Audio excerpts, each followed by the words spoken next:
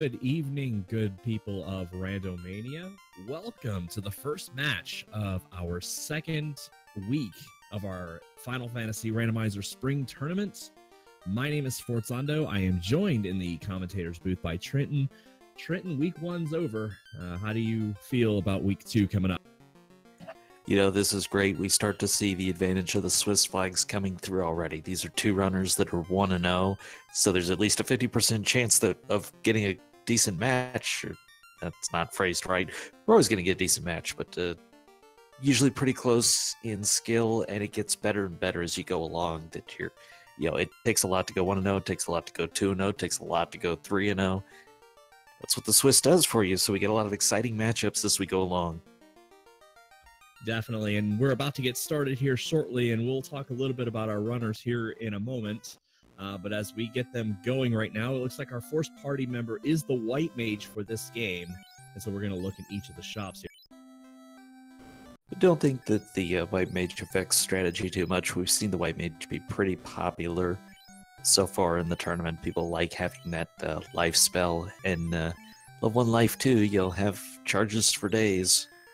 Yeah, well, fortunately for our runners, that's in the 4th slot in White Magic, which gives it to White Mage, but they're going to have to wait and find the tail to get it on the Knight and the Red Mage. In one corner, we have Quicklit, for many of whom watched yesterday's match between Quicklit and Len the Cat, a epic knockdown, drag-out fight that went well over 2 hours, with Quicklit being the victor. And on the other corner, we have Sylverfyre, who is also 1-0 and certainly looking to come out of this match swinging. Didn't really get a look at the Black Magic shop. They both went for weapons instead, so I guess we just didn't have any AoE available. I don't think so. We do have Warp, which will be nice on the later end, but definitely an early no major magic. It's going to be interesting how our runners approach the very early portion of the game. Well, I do like that they were able to pick up the weapons, and picking up on the Red Mage and Knight will do a lot for you against these early enemies.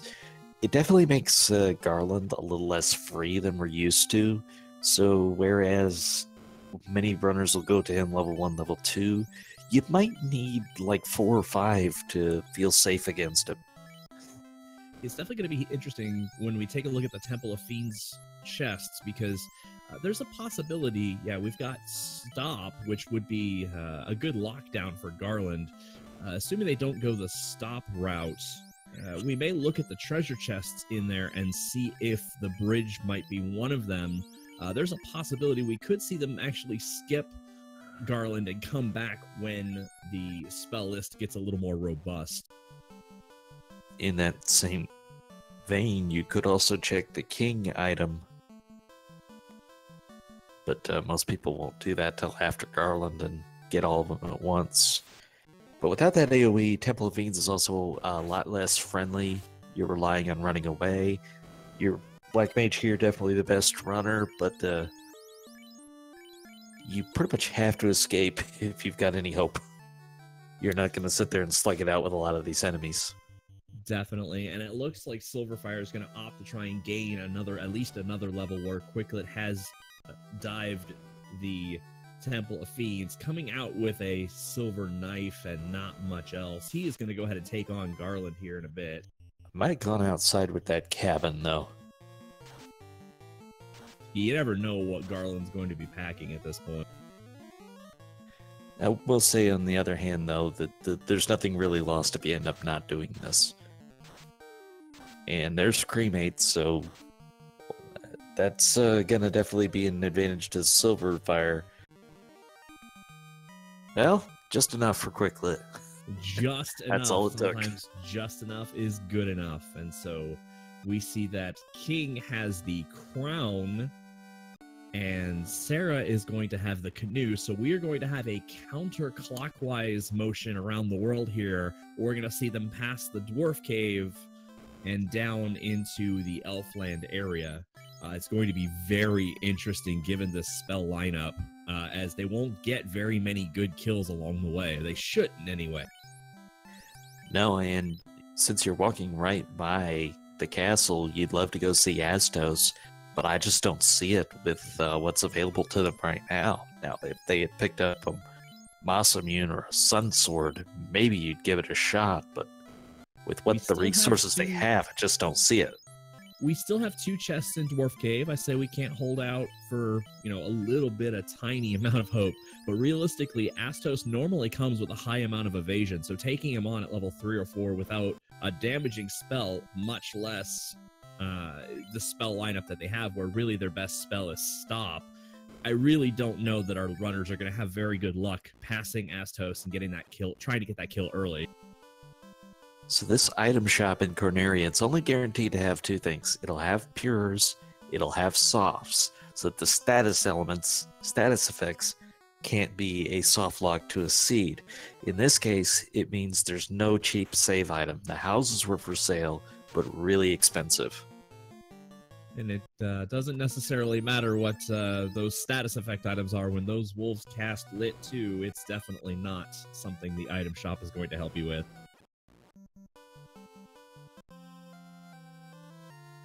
So we have just gold in the Dwarf Cave chests, and now you're seeing one of the functions. If this is one of your first Final Fantasy Randomizer matches, the canal is actually treated in the same way the bridge is. And in fact, if the TNT is found and turned in, the canal will actually turn into a bridge, preventing you from soft locking yourself in the event that you need to walk back to the Canaria area.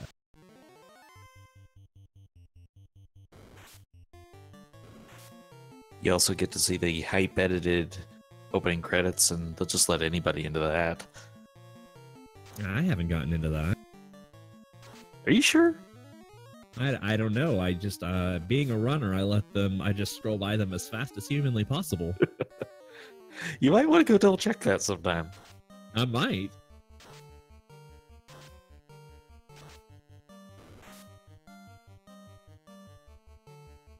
But a lot of the community helps with the testing, so the devs have been very nice and generous in offering some recognition to the people who have done a lot of that testing, even if it's not as visible. Yeah, and if my name happens to be there, then many props to our development team, Nitz, Meridian, Tartapan, and certainly Entroper for being the core of the development. And so much appreciated if I am there. And if not, you guys are still doing great work. One of the interesting things that's going to come up as they're making their way to Elfland is the pure mages need to get level 5 to get any charges of level 3 magic. And so with Stop being the best weapon and only a smattering of melee weapons, it's going to be interesting to see how they get these next couple of levels. Well, it's lit 3, so once you get that, it will start to break things open, but you gotta get it first.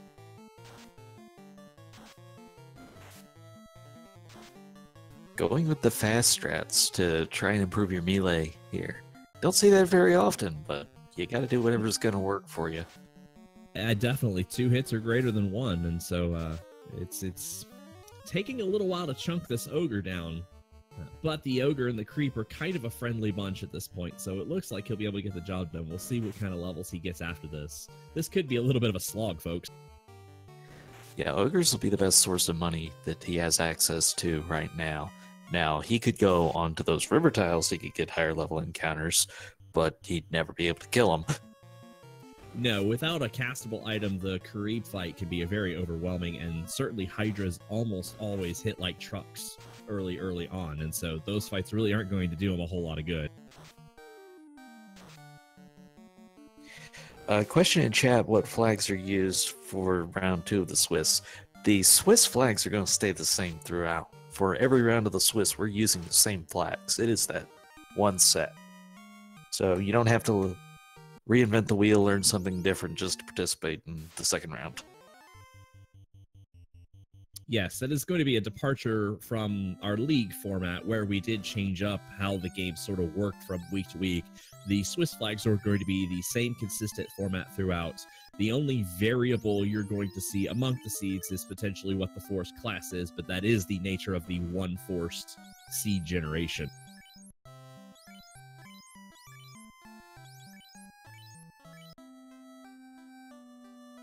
So interesting that Zap is also for sale there.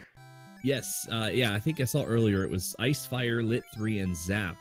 Thanks to eTap in the chat for listing those out for us. So Quicklit still has 1 level to go in order to be able to cast Lit 3. And we're going to see here, we still don't really have any cheap save items. He's grabbing a couple of cabins. We'll see what he does with it. But, you know, you wonder if getting over to Provoca is even remotely feasible. It looks like he might grind this out. I don't know that getting to Provoca is feasible to see what's at level 2 in case you get something you might be able to use. By the way, did you see those gold bracelets? Yeah, 7K for those is going to be very nice. As soon as you find even one really good chest, you can gobble those up. Just peeking into the black magic shop now for Sylverfyre. Doesn't look like a whole lot. Peeking into the white shop, we've got both. Wow, we've got Fade, we've got Cure 4, and Invis 2 all at level 4. Obviously, given the pricing, Silver has opted not to purchase any of those just yet. But level 4 white magic is pretty stacked, and Fade is going to be in a red mage learnable slot, which will be nice. Yeah, that's a pretty horrible result on the white magic to have them all stacked on the same level. You really want them spaced out so that you can have more charges. But like, you're not going to be able to use Fast Fade as a support spell in Temple of Fiends Revisited because you're going to need the Invis 2 charges later on. Yeah, and that's only if you happen to find the white shirt which casts Invis 2, you'd be better off. But in this case, I don't even like Fade and Cure 4 on the same for making the decision of the power to give life or the power to take it. I never really like making that decision. Yeah, there's really 4 spells I like to have on different levels when it comes to white magic. Fade, Cure 4, one of the life spells, and Invis 2. Really, just almost any way they break down will be better as long as one of them's not level 8. And so Silver trying to take a run at getting over to Crescent Lake. Crescent Lake gets you a free item from the Sages. It also can serve as a checkpoint if you're trying to make your way to Provoca to see what's over in level 2 magic, in case any of the Fire, Ice, Lit 2 spells even have to be over there. But realistically, you could take just about anything. That would be great. Brackbane, Quake, Quad X, any of those would be good right about now.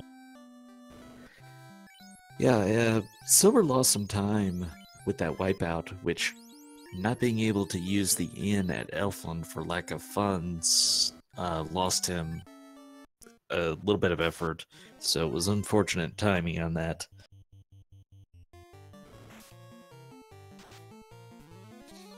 And yet, Silver is about to be rewarded the Sages with the floater, so Silver's getting out to a slightly early progression-based lead. Certainly, you get the floater, you can fly right over to Provoca and check what level 2 is.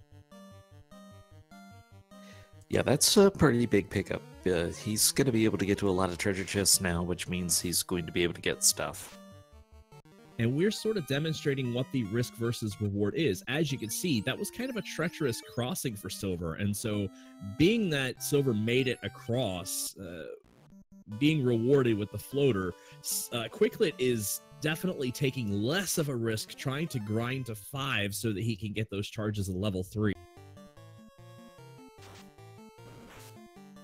A question in chat if the bridge is in just not necessarily required.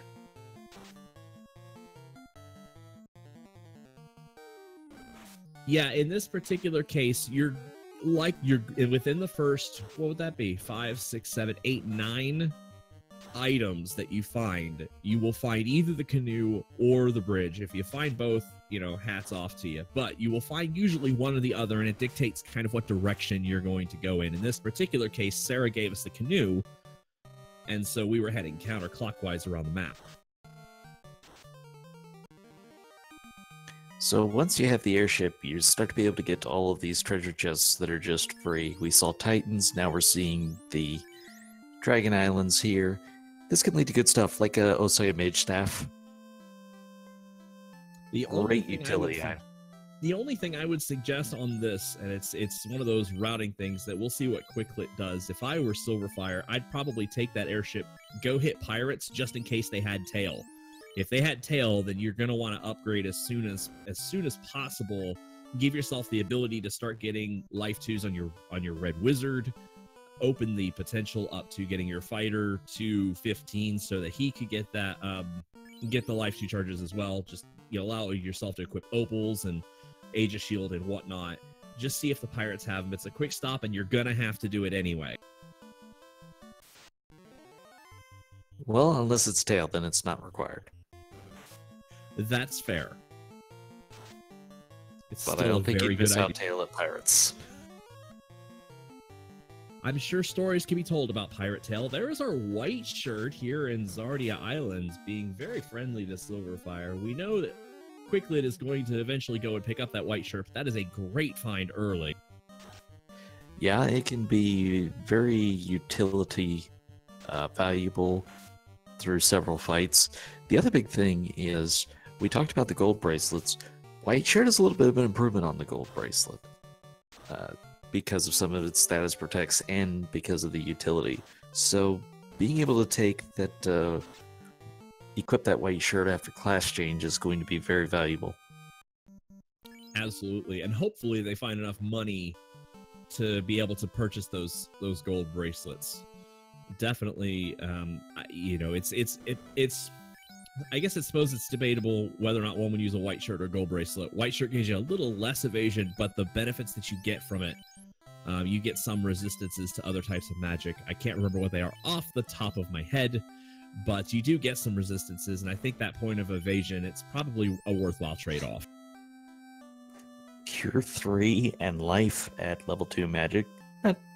Cure 3 is okay there. You'll be able to use it in some battle situations potentially. Lit 2, Quake, Brack. This is the death level. I think that's exactly kind of what I said we were looking for. If Lit 2 were Quad X, that would have been exactly what I called. And so I was 3 out of 4 on that. So out of those, I'd be taking Brack and Lit 2.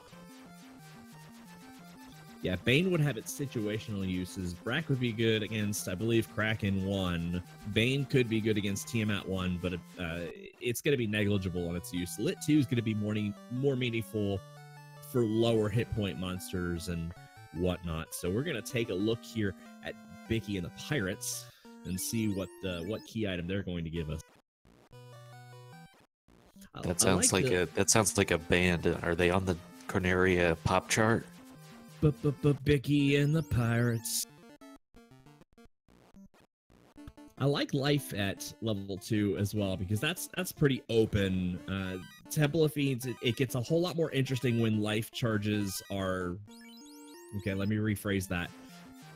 Life gives you a little more of a safety net when all 3 of your white magic casters can use life, and I'm including Knight when he gets the appropriate charges. And so, the lives give you some more safety, so you can make some decisions like, do you only need 1 ribbon? Is that sufficient? So these are going to play into our runners' mindsets and processes. There are plenty of seeds where life and life 2 are both level 8, and so it definitely affects your decision making on what treasures you're going after, what you think you might be looking for. Well, we're starting to see our runners converge on their routes again. They're covering the same territory, and soon Quicklit will pick up the rod from Bicky the Pirate. So far, we've seen the crown come from the king. The princess handed over the canoe. We've got the rod here from Bicky. The floater was with the Circle of Sages, and Sarda was holding it onto the cube. We still have the robot location to go, Castle Ordeal, the Ice Cave, and we've not found the merchant item yet. Yeah, I think at this point, it might be prudent while our runners are in the area and as early as you can, and now that you've found some sort of instant death or major damage item, maybe to go ahead and take out Astos and see what some of the crown chests are going to open up. You could check, there are 27 total chests. 3 of them are in Marsh Cave. We're likely not going to see those. 24 are strung out between Castle Canaria, Elfling Castle, Northwest Castle, and the Dwarf Cave, and that's a good chunk of treasures that one could find a ribbon, a mass mune, an adamant maybe, who knows. So right now, in terms of the item progression, it looks like Sylverfyre's at about a 2-minute lead on Quicklit as they completed the Pirates. Still very early, a lot can change. Yeah, it is a little too early to tell. The big difference between our 2 runners is Quicklit decided to grind to level 5, for safety to cross the treacherous river on the way to Crescent Lake, whereas Sylverfyre took the risk to go across there at a lower level and did make it with a couple of cabins and was rewarded, mind you, it's a little bit of luck, was rewarded with a floater from the sages. It didn't always have to be. Yeah, that floater can be with the pirates, it could be at Ice Cave, it could even have been by strange circumstance, what am I trying to say? Could have been crown locked, but probably not. It could have been in Castle Ordeal. You can get there if one finds the ship, and if one finds the ship and doesn't find the floater, like say if the floater were in Castle Ordeals, it could have been there. When one finds the ship, they could park their boat by the Canoe River and sail down there.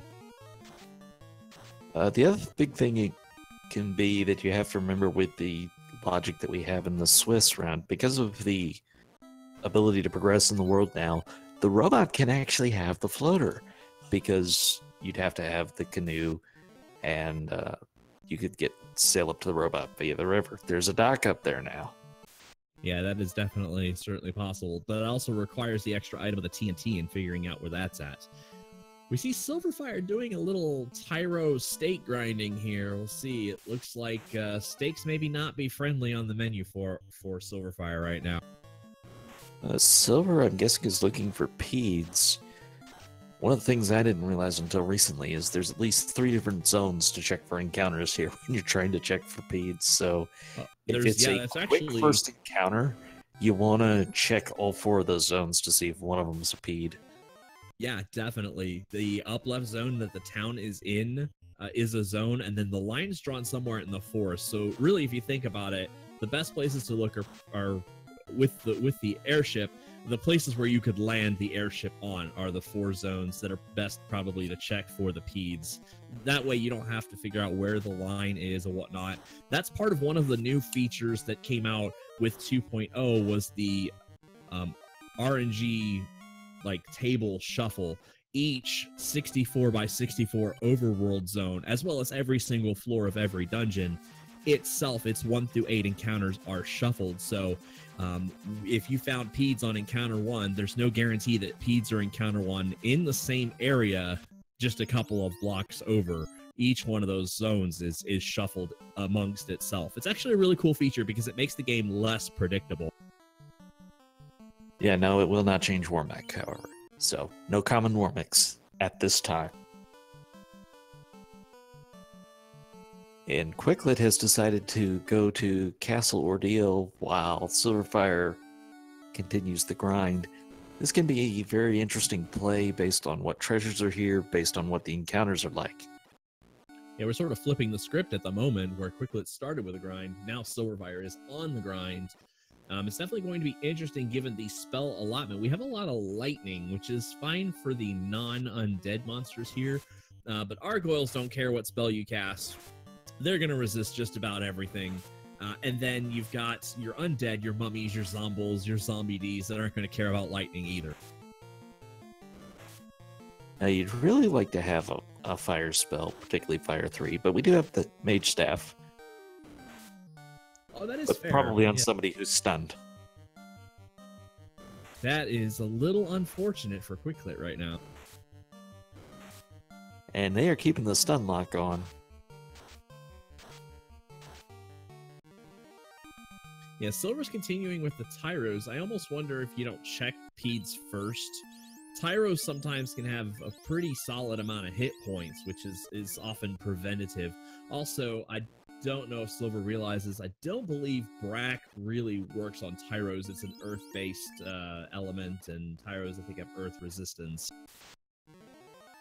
Well, he's trying to use X-Fur, so if it's stuck, then problem solved. Is one of our features that has finally been fixed. X-Fur now actually works in the Final Fantasy Randomizer as it strips the elemental resistances of a particular monster, and I think it has a 16 or 20% success rate, as we see Quicklit hitting a cape, a pro cape, which is really nice. Also, we had a question about the bridge, and there it was, obviously, so it goes exactly where it's supposed to. It's just, this is where we found it. Obviously not required. Decent money, and the Opal Shield is also a big find.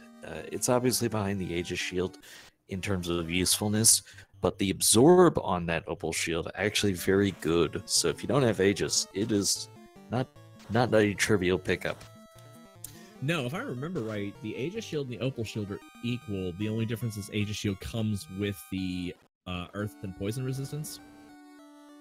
Opal, I believe, also does lightning, and I thought it was slightly better on Absorb. I could be wrong. I thought it was like a point or two better.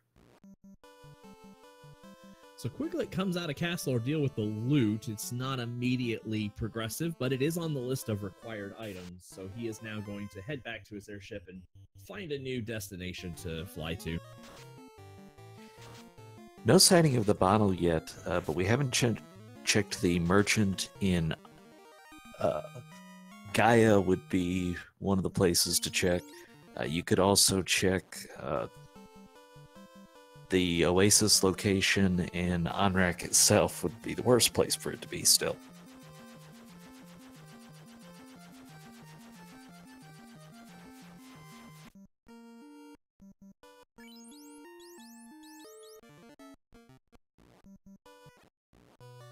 One of the most interesting places I think the bottle could be would probably be Waterfall Cave. It would require a double dip of visiting the area, going to the Waterfall Cave, finding the bottle, and then leaving the area, having to go back to Gaia and coming back. And we see Quicklit now getting around to doing the Cardia Island chests. Not much he could have used in the way of major, like a mass mute or something that would have helped him immediately through Castle Ordeal. Well, the mage staff would have, that I thought he already had. That's fair.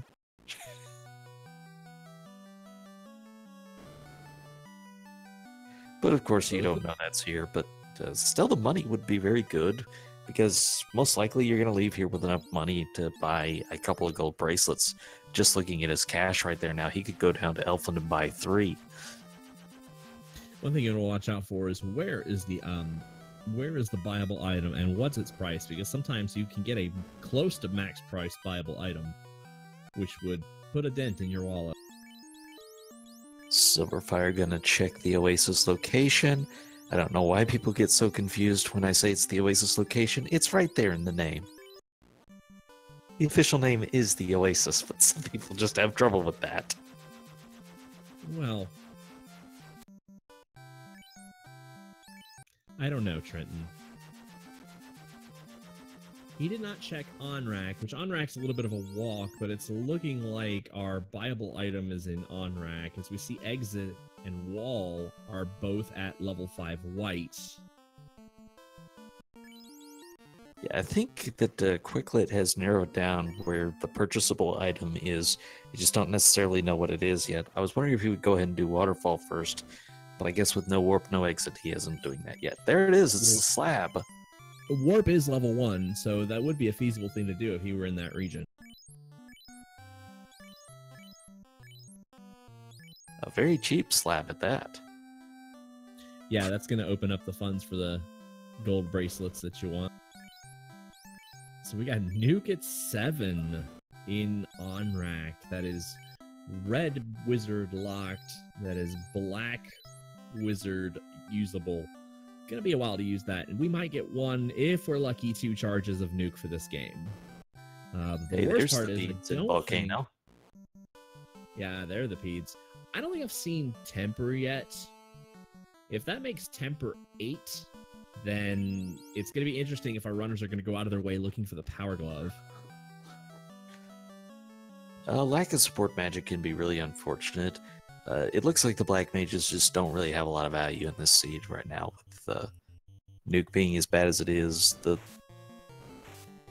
Peds are hitting hard in Volcano, but Sylverfyre is a little low level for this. Yeah, and that's tough because Silver spent some time trying to grind Tyros, not really coming out with much. Only level 7. I don't know. It's not a play. Like, I would probably make a similar play in this case, but I almost wonder if Castle Ordeal would have treated a little better, especially with that mage staff and whatnot. On average, you would expect it to do better with Fire 2. You could also do Peninsula Power, although I wouldn't recommend it. But looked like better turn order against the Peds made a big difference, and that could be worth 2 levels for everybody. Or just 1, depending on where you started. Yeah, it's going to be a tough call because you're absolutely right. With the black magic really is not useful. Red mage can use your warp. I almost wonder if the play isn't to just kill off your black mage for right now. Let your fighter get the levels they need to be able to hit hard with decent weapons. There's our tail in Waterfall Cave. So Waterfall Cave looks like it is not actually required, but I do believe Silver's going to get up there because it's just somewhere you just have to check. Yeah, the one counter argument I would make against killing off the black mage, even if they're not at their best in this seed, is that is the best runner of either party. Neither of them brought a thief, and the drop off after black mage is going to be very unfortunate. So, in terms of running away, that's your best bet. If I remember right, lightning is the weakest of the magic spells at those levels. Certainly, we saw Ice 3 at 5. That's going to be a difficult one. 5 requires, I think, 11 on black mage and somewhere near 15 or 16 on red mage. So casting Ice 3 even is going to be a little bit rough. And then Fire 3 was at 7 in Onrak, or in Gaia, I'm sorry. And I can't remember if it was the top slot or the bottom slot. If it's the bottom slot, the red wizard cannot use it, so you're left with the black mage anyway. The castable magic in the seed is a little rough. It'd be interesting to see how our runners play it going forward. If Temper's at 8, I wonder if they go out of their way to find the Power Glove. A tough call to make, but the first thing I think that tells me is I probably need a higher level than I would have normally gotten in one of these. And are you brave enough to do it? Because it's time spent that's not making progress. Now, we've seen both of our runners do a little bit of that to a specific cause, but, you know, are you willing to add 5, 6, 8 levels before going into Temple of Fiends Revisited? That's a tough call to make.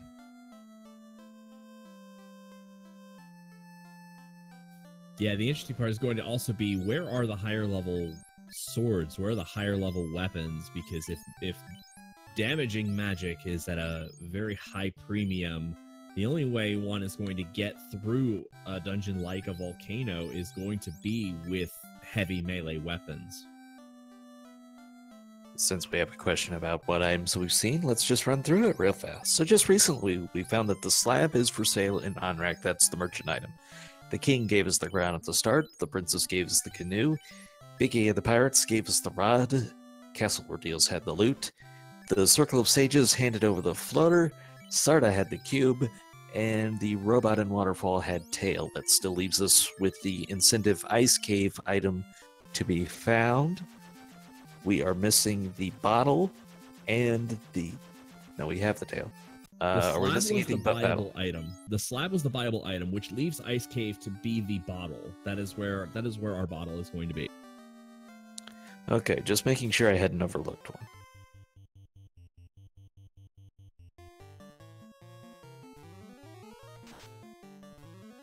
So, Quicklit now working on Estos, so going through the crown chain, that can lead to some very good rewards. And that can... have to. The earlier you do it can make a difference. Well, he only did the one. But what I was imagining... Oh, I'm sorry. I was just imagining it was going to make a difference here because of how much of a struggle some of these dungeons are to get through. As we see Silver struggling a little bit with Volcano trying to gain some levels, being able to check free chests almost completely free of encounters in all but 3 treasures cases is probably going to be valuable. Let's just hope it's not trolly and doesn't give us anything. Yeah, really with the level 1 warp, the only reason I'm not going beelining to the eye right now is for want of a better weapon to fight it with. But the crown quest could unlock something.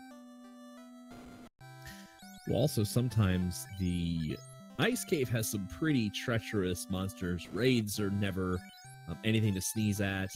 Not to mention, who knows what else rolls what. There's one mandatory tile that you can hit if you opt to dig deeper into the ice cave, the Geist Image Wraith Spectre tile, and that one is not always fun.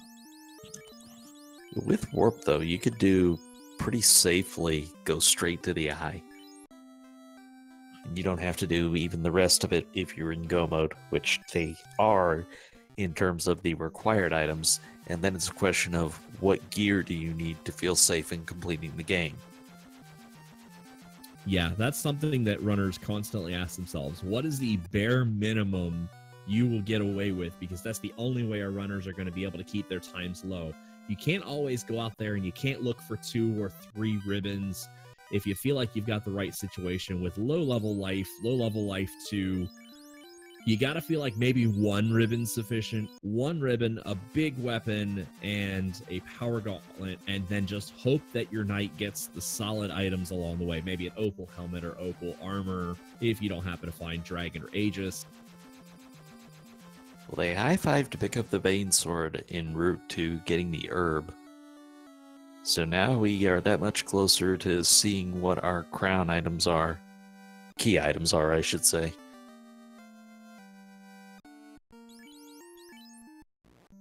Both of our runners this evening are playing with different sprite ROM hacks, if you will. Our game just simply combines a standard ROM with the randomizer mod to it. So players will either use their own or they will import another artist's sprite work in the base ROM to create what you see in front of you.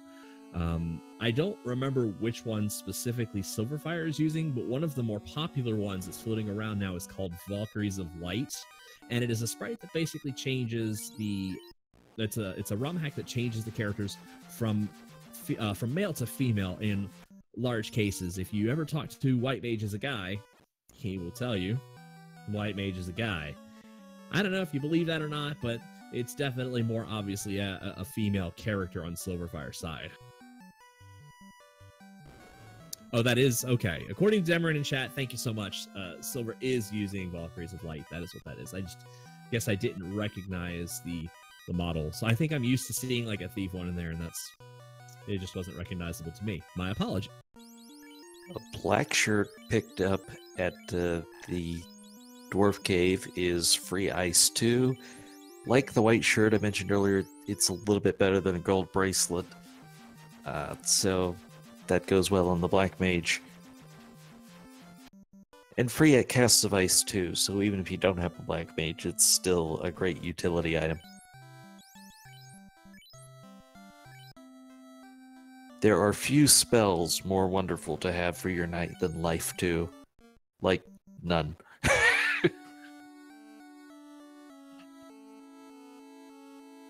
There's nothing quite like being able to survive a slugfest with just the knight and then use Life 2 to bring back the rest of your party. And that's potentially why only 1 ribbon might be sufficient. You put that ribbon on somebody who casts Life 2, largely leave it on either your White Mage or your Red Mage. Then when it comes time for a big boss, throw it up on the knight and let him just go to town. We want to welcome all of you guys who are joining us from Randomania 2. This is the first match of the second week of our Final Fantasy Randomizer Spring Tournament between Quicklit and Sylverfyre. We want to welcome you guys in. I am Sfoltando. My commentary partner here is Trenton, and this has been kind of a knockdown slog. I don't think this is something Quicklit was looking forward to. No, and they've been able to make progress, but they don't have a lot of levels to show for it. But now we're starting to get into the places where you can catch the levels up to your progress of the game. Ice Cave is one of those places it can be awful, or it can be great. With the Ice Sword pickups, though, we're a little bit better armed for the fight. Although with elemental weaknesses, the Ice Sword won't do much for you here. I just looked down at Sylverfyre's screen and realized it was double Ice Sword in the Castle Canaria left room chests. That's kind of interesting. Yeah, so that's our best weapon right now for the Knight and for the Red Wizard.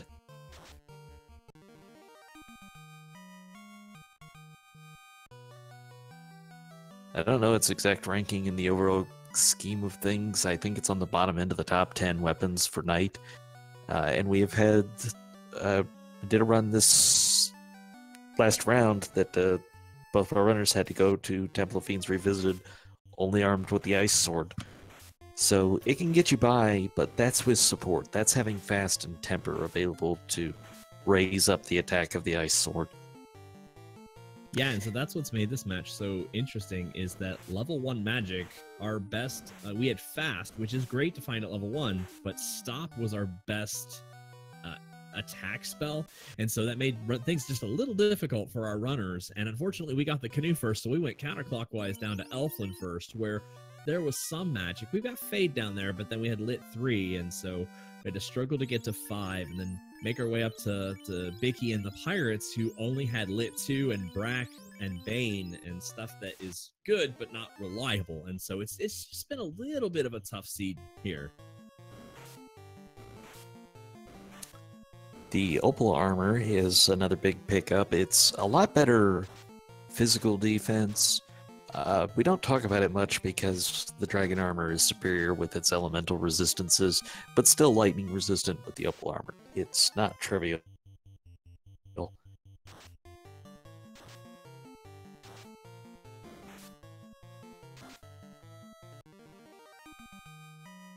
If that was a 1 round, and I looked away for a second, if that was a 1 round eye kill, it did not take him very long to do that kill. There's a nice little chunk of chain. Well, that'll fund a war effort. I should be able to get through it in 1 round. That's still pretty slow if you're going to try and do a grind. If you're going to do a grind, you want to be one shot. But how long would it take you to get there is the question. 12 is an okay level to be at. It's not great. Yeah, it looks like the eye might have about 150 to 175-ish hit points.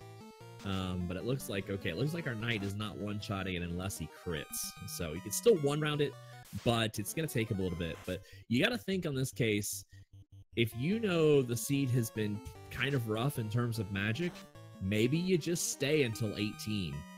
I don't know. All right, that looked a little bit better. That was lower HP than I thought that the eye had. So now we're looking more viable.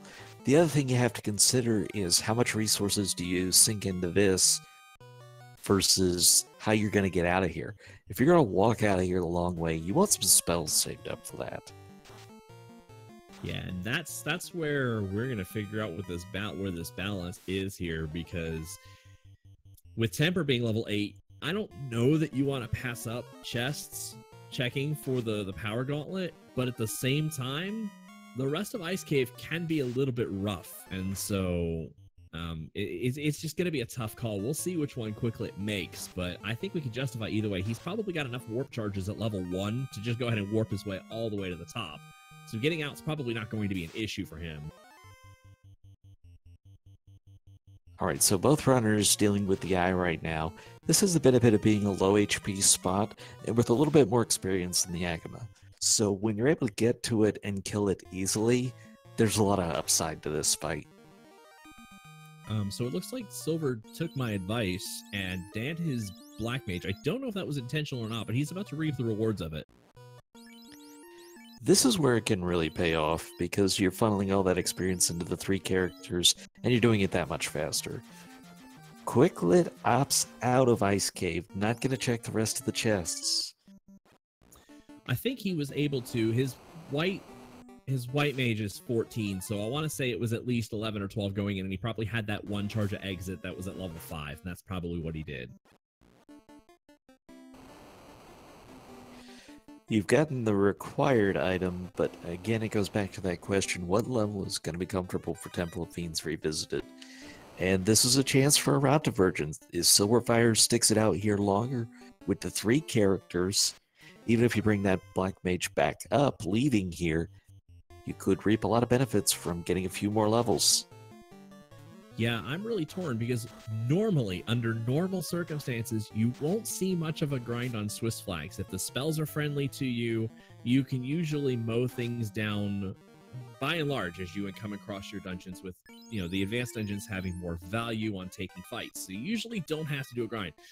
But I can see how it's justified in this case. The other thing that bears mention is your timing coming into the ice cave. The sooner you come here, the less information you have, and the less you're going to assume you need a level grind. We've done so much of the overworld so far. We've done a lot of the dense treasure areas so far. Quicklit opted out of there, having not done the volcano yet. Sylverfyre has been in the volcano. So Sylverfyre knows there is a distinct equipment shortage in this seed so far. Now, Mirage Tower could be loaded, but the odds that all that stuff is going to be really easy to get to, kind of low.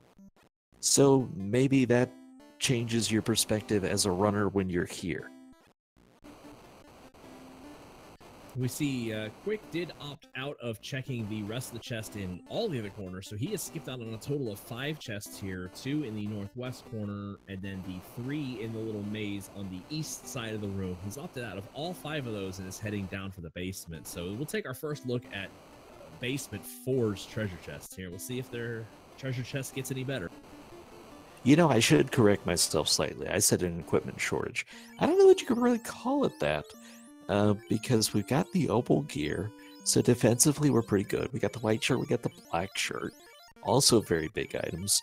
We just haven't gotten the ribbons. Defensively is really the only thing you could ask for, is at least one. And we haven't gotten a big weapon would be the only other thing you could really ask for. So we have a weapon shortage, but not necessarily an equipment shortage. Yeah, it's going to be interesting when Quicklit takes on Carrie here. I think he's got enough of the means to take out Carrie, take her out. With Fast and the Ice Sword, that should be sufficient with enough Invis 2s and whatnot. I can see them getting the job. There's plenty of Fade charges on the Red and White Wizard. I don't know that Carrie's really going to be a problem for Quicklit per se. Level 17 now for Sylverfyre. That starts to get in the good range, but if you're going to devote the time to a level grind, I'd like to see more like 18 to 20. Personal preference. Hey, I think it's going to be a matter of how many encounters Silver takes from here on as well, because you could take, all the encounters in Mirage Tower, Sky, and kind of make up that ground. I'm okay with 17. I might be with you. If I personally did it, I'd probably take it to 18, but realistically, I'm probably fine with where Silver stopped. I think you make a very good point there. You're going to get a lot of levels along the way if you're taking these encounters, but it does kind of go back to the same issue we've had throughout this seed. If you're lacking for AoE magic, you're going to get less experience from those encounters along the way. So you have to factor that in. Now, 17 instead of 12, that's about 5 levels up, where you might be on a quick run through here, so that math starts to work out. But don't do math while live on Twitch. It'll betray you every time. So Quicklit's going to give our first look at Carrie. We're going to see how tough Carrie really is. We're going to put a Fast and probably a bunch of Invis fog charges, and we'll just see how this goes. Might have tried Quad X there just to see what her hit points are at. Of course, second. Ooh, slow is not nice.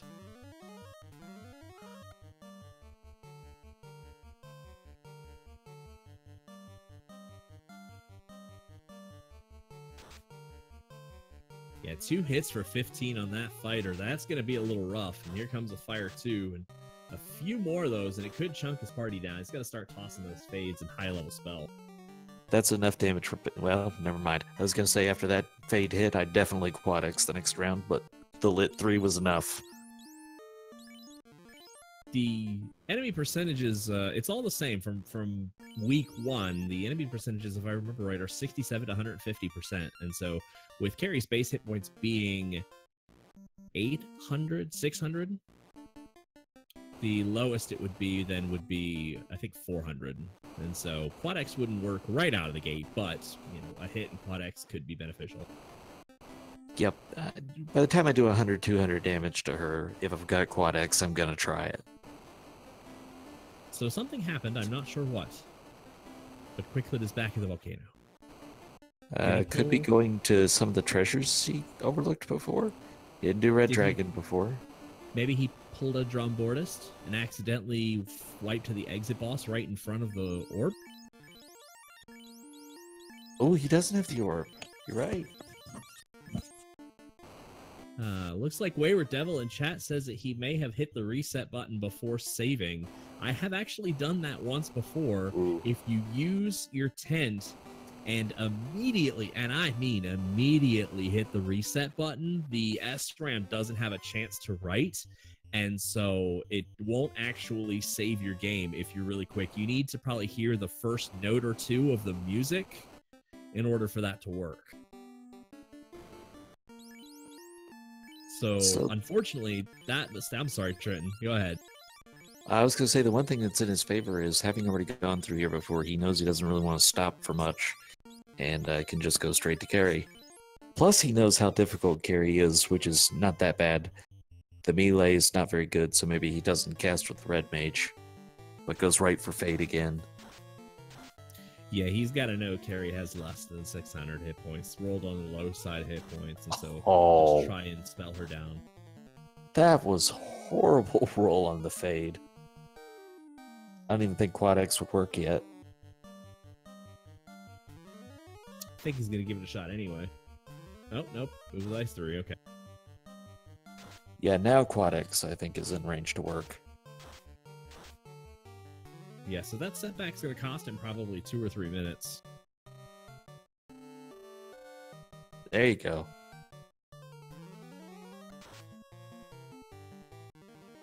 And that's why you have Quad X.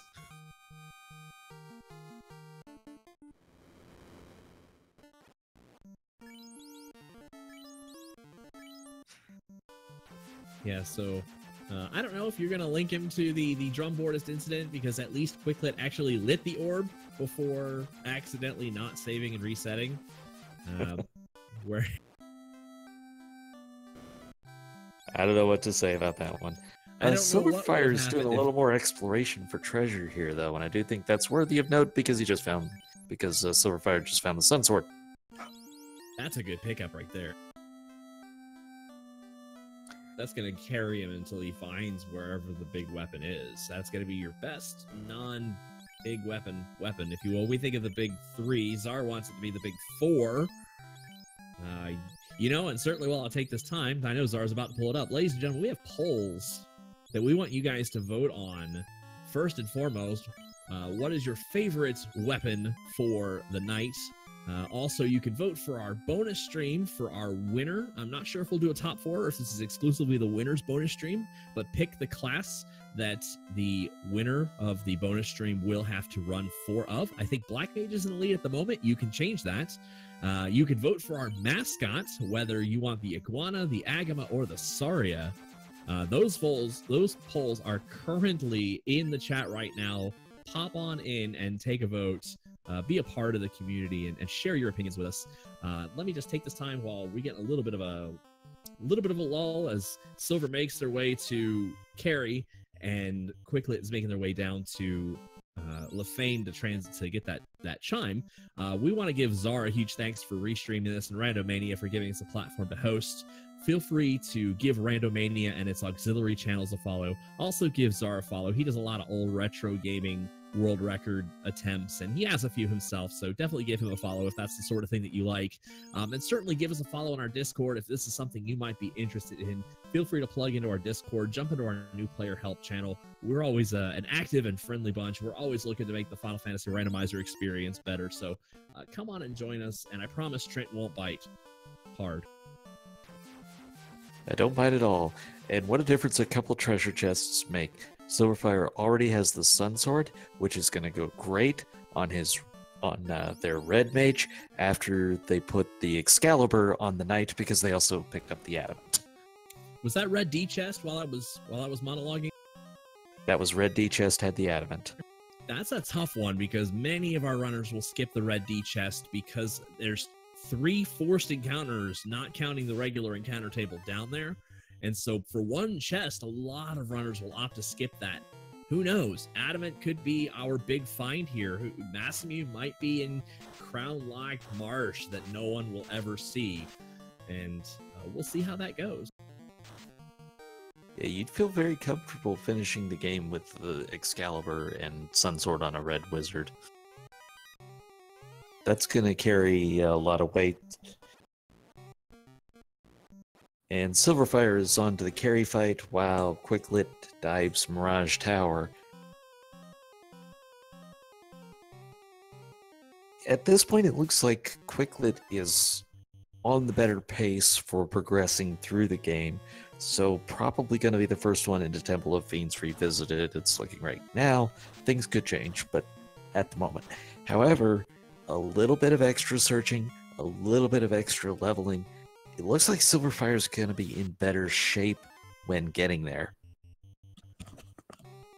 Yeah, it's going to be tough because you have to weigh certain intangibles over others. Yeah, I mean, you're right about Quicklit sort of having the progression lead, but Silver having those, the Excalibur and the levels. There's one of our ribbons. That's a good find. We'll end up seeing if Silver picks that one up as Silver drops carry like a bad habit. I feel like that's a really easy place to pick up a ribbon from. I hesitate to guess what other runners will actually do, but I'd say most runners are going to get that ribbon when they're still looking for one. Yeah, I think if Silver went and checked the red D chests, they would check second floor Mirage. There's 10 chests, and if you're going to take 3 encounters plus to go get one, go up the stairs and go around the corner and get 10. Yeah, the one counterpoint to that would be we did have pretty decent equipment, but we didn't have was the weapon. Now Sylverfyre has the weapon. In fact, Sylverfyre now has 2 of the weapon. Because either one of those would have been fine. Trent, I don't know if you've been following some of the discussion on the Discord earlier. One thing I want to share with our audience here is if you should bring something interesting in chat, seeing cat claw strats. One of the things that we sort of overlooked in the process of trying to sort of min-max our times here is that the cat claw is actually usable by the knight. And if you're going down the list of things that knight can equip that you can take into Temple of Fiends, some would say it ranks up there perhaps above the Vorpal sword. I know some will disagree, but it is, I think, what did they say? It was 1 point less attack, but plus 10 hit and less crit. It's more consistent with Power Glove and Fast. It's going to be a more consistent, stable weapon over the Vorpal, which relies heavily on crit rate. I think over time Vorpal is still gonna pay its dues. I'm not on Team Vorpal, but realistically for the Fiend fights, I'm probably gonna put Vorpal as number 4. And that's what I'm most concerned about, because most everything else I'm more worried about my magic to get past it. Still, if you've got a complete shortage of equipment, that cat claw is going to be buyable somewhere in the world under these flags. Yeah, big question is where, because that's one of those things where searching treasure chests or searching weapon shops for wherever that cat claw may be.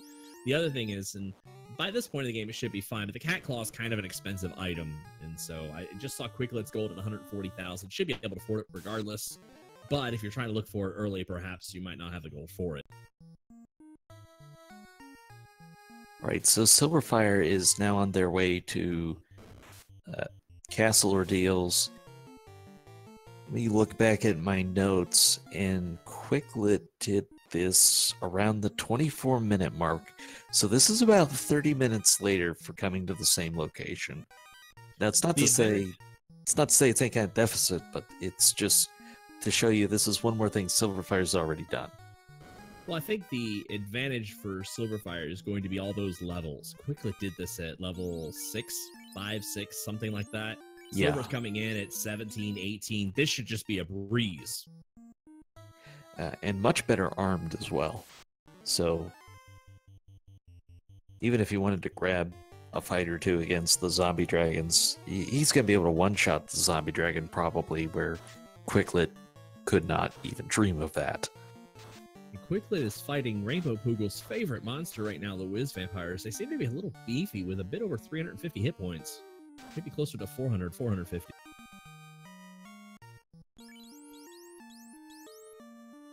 I just said Vorpal Sword was 4th best against the Fiends, and they're saying I don't know Vorpal strats. You might be hyping it a little too much when calling it the 4th best is considered a slight.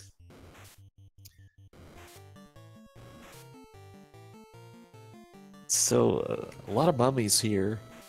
Not great experience per mummy, but when you have 7 of them on the screen.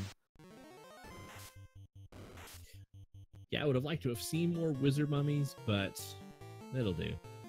At this level, it's probably negotiable. That was worth about one Agama right there, so That's actually almost worth an eye. It's the mid-800s, so when you're dividing among 4 people, that's pretty good at these rates. This bonus rate, that is. Maybe, but you're looking at the time invested. How long it takes to kill 7 mummies and a wizard mummy.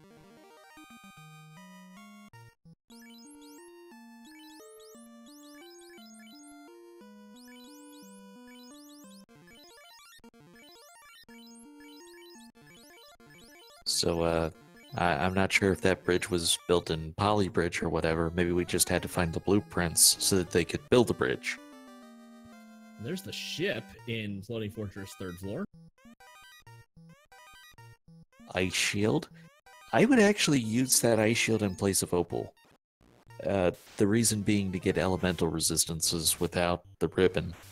So you've got the Opal armor, throwing the Ice Shield on would give you the different element.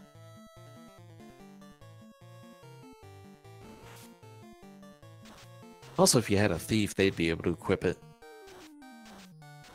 Thieves are not often taken in this round. The only time you're really ever going to see a thief or even a black belt is when that class is the one that is forced. So you've got about a 2 in 3 chance of getting a usable, and when I say usable, I mean kind of in the current meta for the Swiss flags. You get a 2 in 3 chance of getting a really good class for that.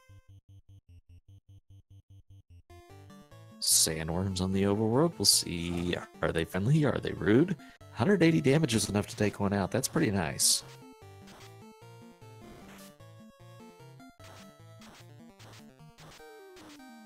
But Sylverfyre is through ordeal. About the hour mark. Still has to get to the robot and to Onrak, which is probably next on the trip. If I remember right, Robot's got our tail.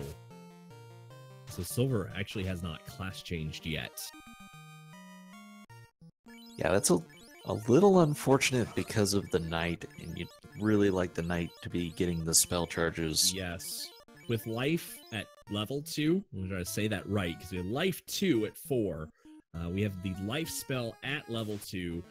Every odd level from 15 on, the knight will get one of up to 4 charges. And so you kind of don't want to miss out on that, especially if on average you're leveling your characters to 21. 21 gets you all 4 of those charges. Otherwise, if you are already, like, say, 16, you need to get to 23. If Silver's made it to 19, that's going to be a little troublesome for the number of charges they'll get. Well, it looks like the Wiz Vampires may be being a little tanky here, so taking a little extra time for Quicklit to get past it. Quicklit is now at 17 on some of his characters. It's going to be interesting to see what happens from here, because you'll take a step back in the amount of experience gained when you do the Earth Cave, which most of the runners will leave Earth Cave for last. But then in the Sea Shrine, there's really only maybe 2 encounters worth the experience, and that's anything with the Gershark and the Gershark Big Eye fight. And so it's going to be interesting to see how many more levels Quicklet's going to gain, whereas Silver kind of has that advantage already, having grinded those levels on the eye. Great fight for Silver there with all the Wiz Mummies. 1400 experience is fabulous. And Chad, if you're feeling the Warmac hype, this is the time. We are here. Warmac. Ladies and gentlemen, Warmac is a piece of garbage that manages to hit really stinking hard. I would wish him on all of my opponents. And if it weren't for Warmac, Drumbordus wouldn't be mad at me right now.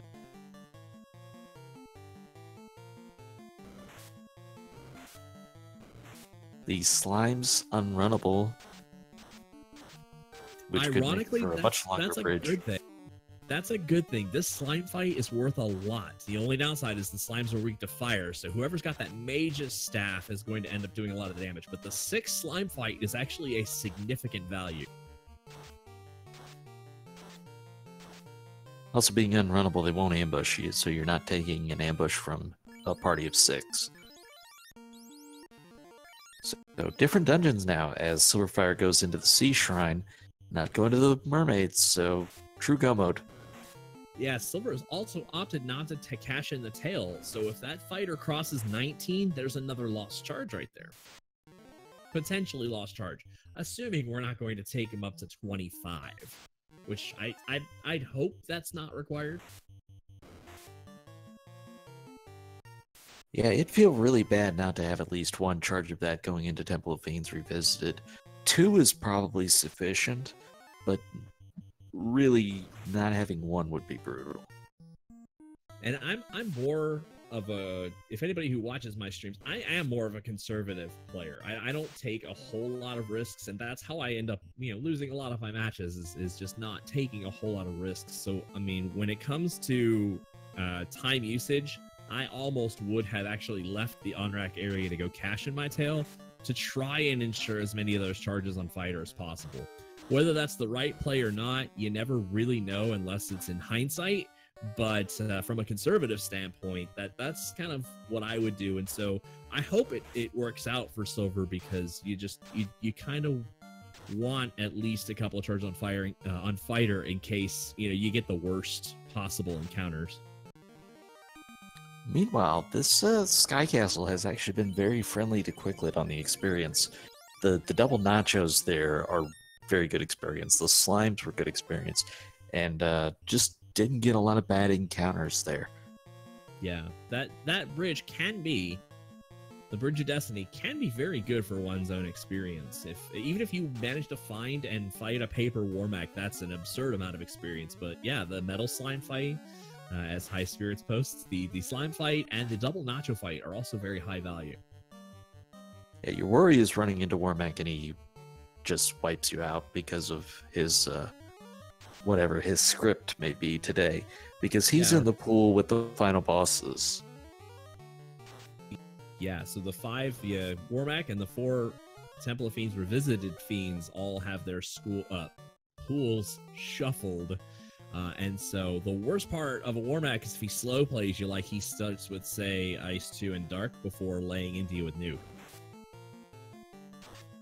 Well, it looks like the weapon damage is not going well against this Tiamat, but Brack saves the day.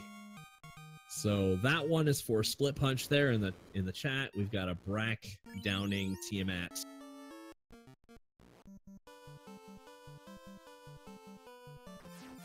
Comes at the 1 hour 7 minute mark.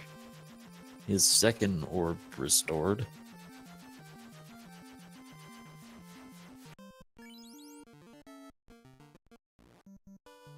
And looks like we might get another runner high 5, or at least in the same dungeon.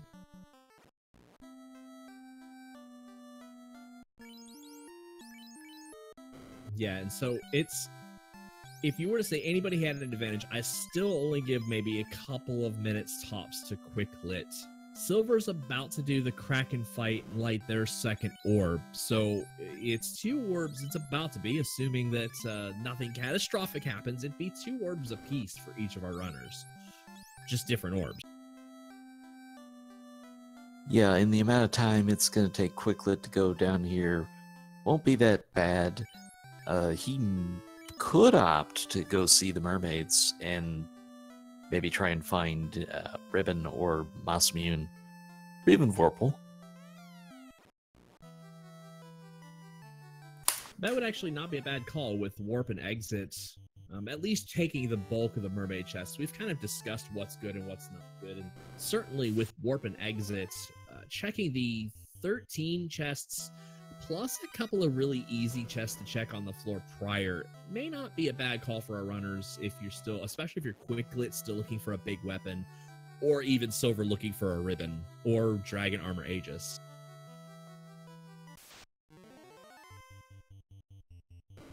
The Kraken fight is on. We always talk about the Kraken 2 fight, but Kraken 1 is non-trivial. Absolutely. There is definitely a non-zero chance that someone will die to this fight.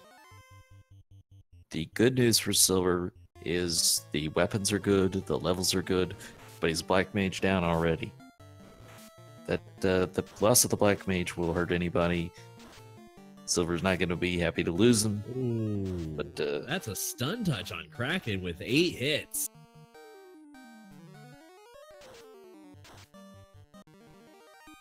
Well, they still have Fades available, and Fade can do a lot of damage here. Yeah, I think the party's definitely equipped to handle this. It's just going to be a matter of how badly, and it doesn't look like Kraken hit the fighter really, really badly. It was 8 hits for 99 or something like that. We got the red wizard down. I think I mentioned, this Kraken 1 fight is non-trivial. 98 damage to finish the job. Let's all breathe a sigh of relief, folks, as we are now at 2 orbs apiece. Slight distance advantage I would give to Quicklit for being down in his 3rd dungeon, whereas Sylverfyre still has to get over to Mirage Tower. But small item advantage for Silver having the Excalibur, that's going to be a big deal. Well, if you want to throw some comparisons out there, that's about a 3-minute deficit for Sylverfyre to light the 2nd orb versus when Quicklit did. The other important thing to remember is Sylverfyre still has to go get the chime. So that walk is still ahead, and that's just going to be more time spent. And we're going to see Silver hitting up the mermaids, taking I would say taking on the ladies, but you really don't fight the mermaids. We're going to go visit. Is it Joker MB's ladies? Is it Bismarck's ladies? If Bismarck's a Titan guy, we're going to go see the mermaids and see what their 13 chests have. The question's going to be how much of this floor is Silver going to check? Question in chat if Silver has the slab. Should, because it was very cheap and it was for sale on Unrack. It was 5k from the item shop here. I am looking at Silver's running a localized tracker that I can see, and I don't think they have the slab one lit, but I could be wrong. Oh, there's the Aegis Shield and Mermaids. That's a good pickup. Absolutely superior to the Opal and Ice Shield.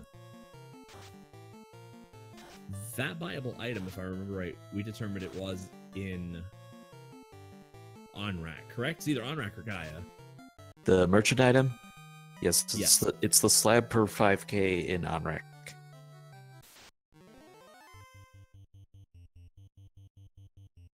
The vanilla slab room not offering much.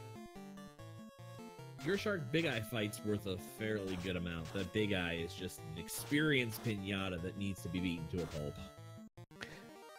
Oh, there we go. There's the Vorpal. That's the 3rd big sword that Sylverfyre is able to pick up. And if Quicklit doesn't make this play, the options available get really narrow. You gotta think Quicklit takes this. With warp at 1, exit at 5, and 13 plus chests at his disposal. There's the defense sword, so all of our weapons minus mass immune have been found by Sylverfyre. The defense sword is a huge pickup for the knight. Even if they don't wield the weapon, its ability to cast ruse is an amazing thing to have.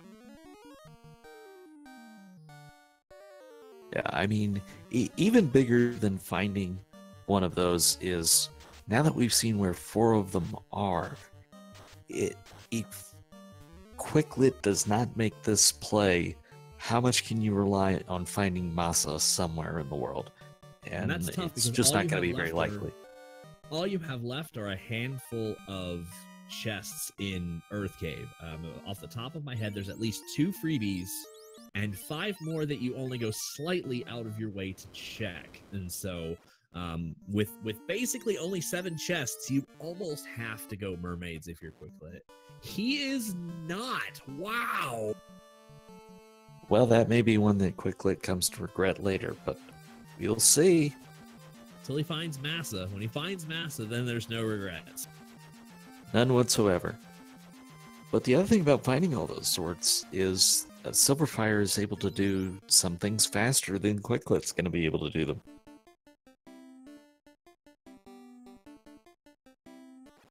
Did he not have Slab? Chat saying they didn't see it when he menued. That would mean he forgot to check the on-rack merchant. And not a fortunate thing if that's what happened to them.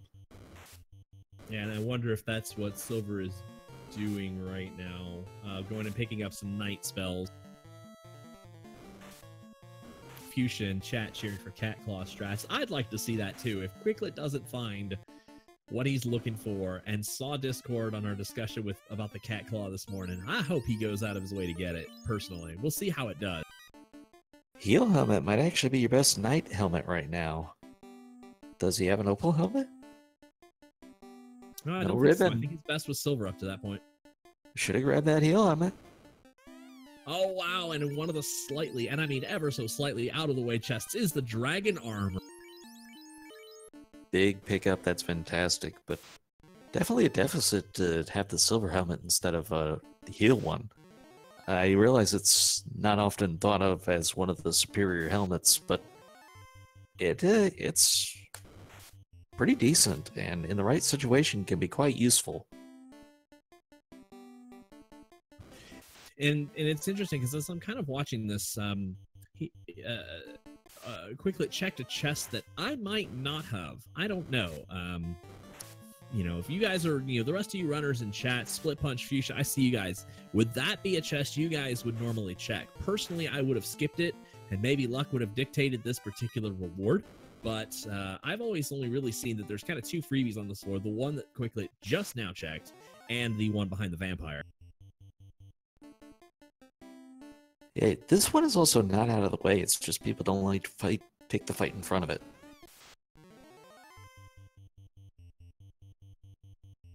Everybody say hi to Vampire. Yeah, hi Vampire. Bye, Vampire. Bye, Vampire. Fuchsia, I'm talking about the chest on the right-hand side. Not the long way around, but the one immediately on the right-hand side of E3.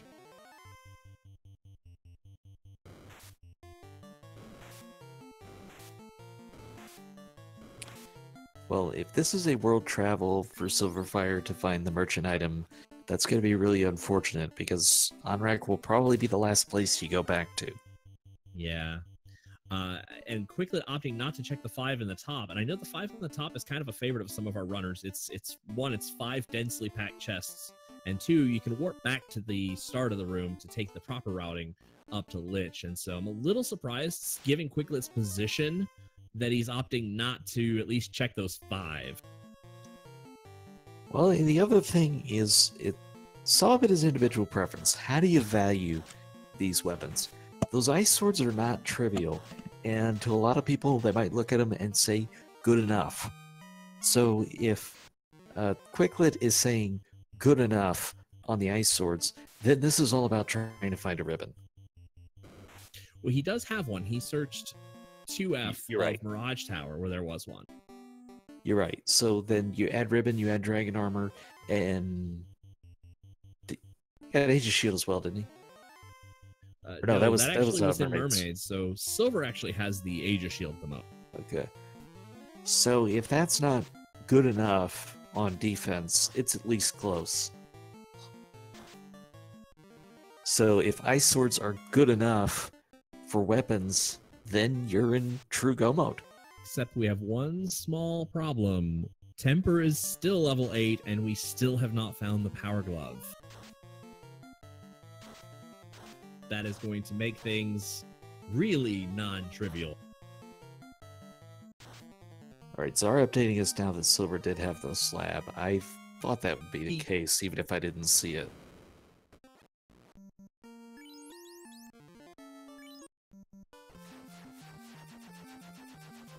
And that is orb number 4 for Quicklit.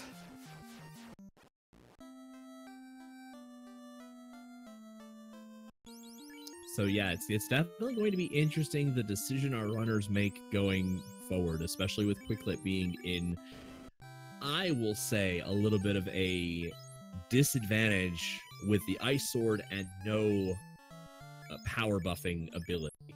fast is good, but on high absorb monsters, it's still going to be really tough to get that with a mediocre crit rate and whatnot. Chad asking what the best sword Quicklit has, and that is the Ice Sword. Sylverfyre has been rewarded with a much better selection. He's found defense, he's found Vorpal, he's found Sun Sword. They've what else have they found? They found one other. Was in the red D chest.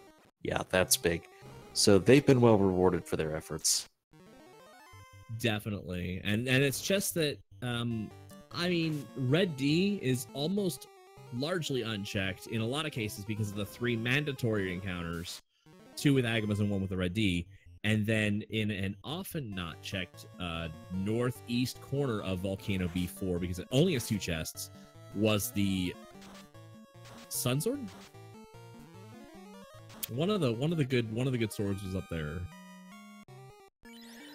Well, you want to talk interesting plays? The Marsh Cave dive.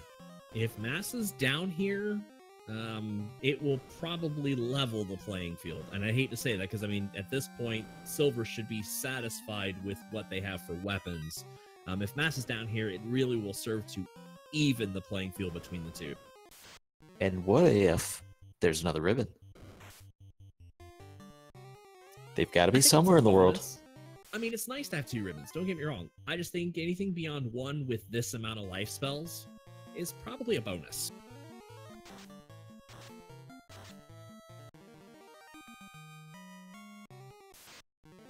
Question is Silver going to check the chest on this floor? Survey says yes.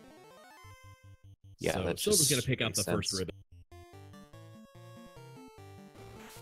And another good reward experience fight here with the 5 Whiz Mummies.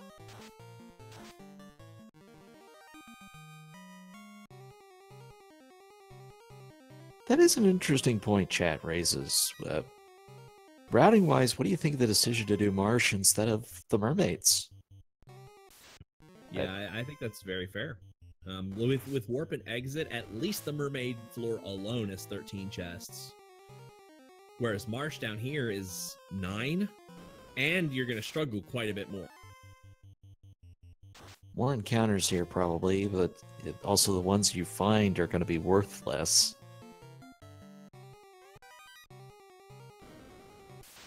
The one thing we know is it's a little more likely to have something than at the locations he hasn't checked, because we're still missing Masa, we're still missing 2 ribbons.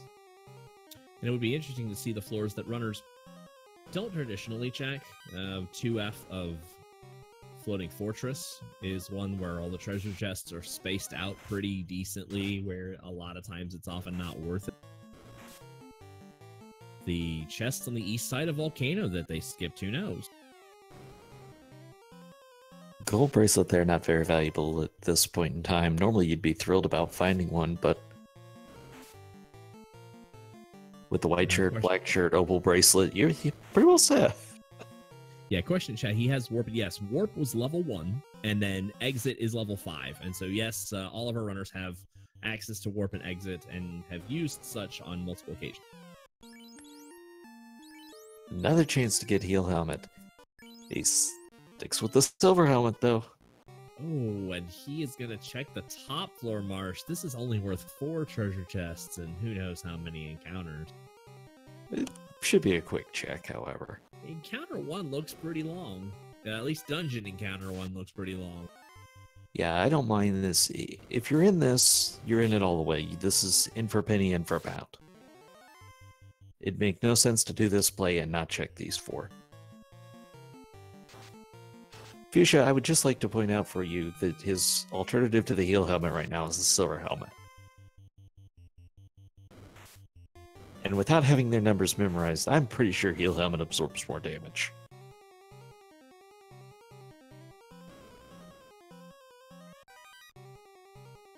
Alright, 2 to go.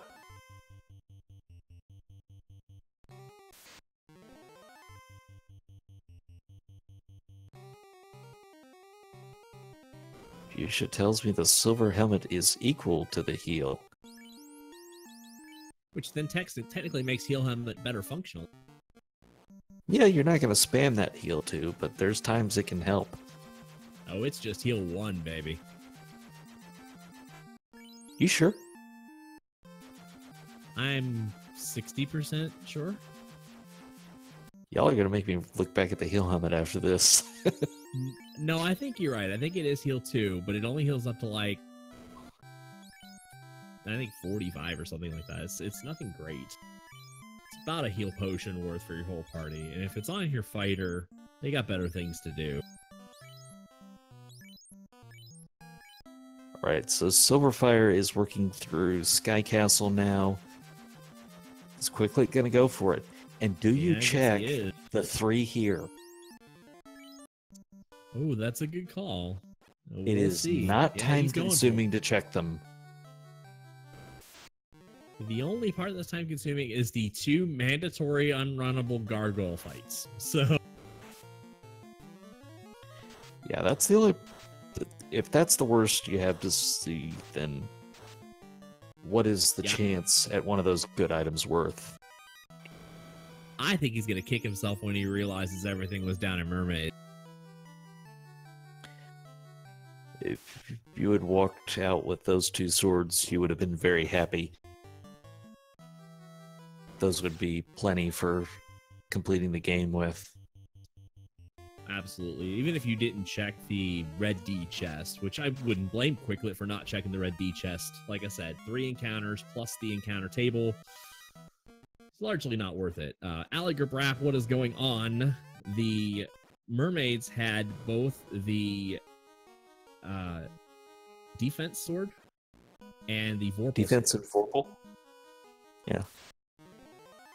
So that would have been big.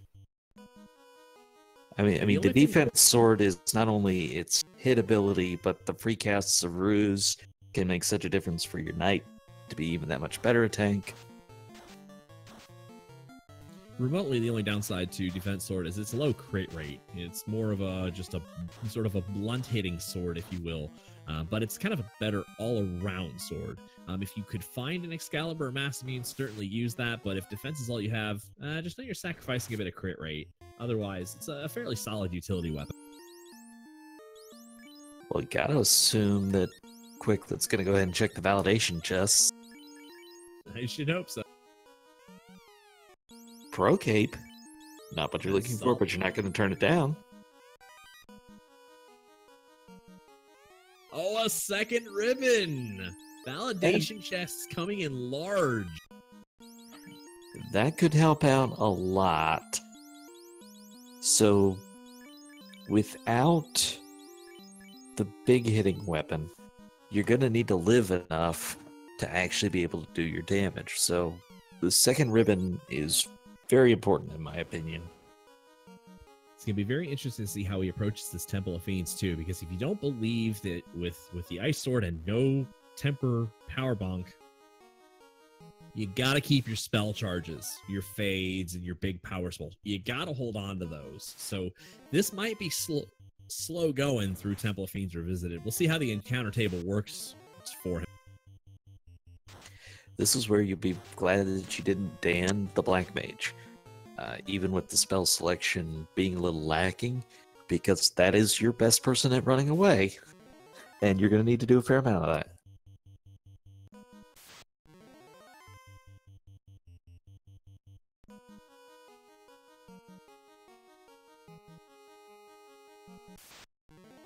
So, let's see. Quicklit entered here, call it 125, I guess.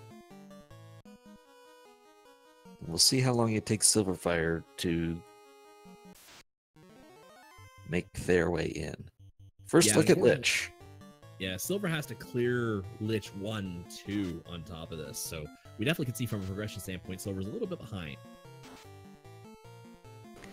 Yeah, and the other important thing that can do is that might give Quicklit enough time to wipe and go back through again before Sylverfyre is able to get there. We've seen that strategy pay off for others in the past. Yeah, it's interesting because even Lich looks like he's a little dense. Not cracking the 100 mark even. 3 hits for 18, so Lich is a little dense today. And you know what is available in this fight, potentially, and what's available in other fights.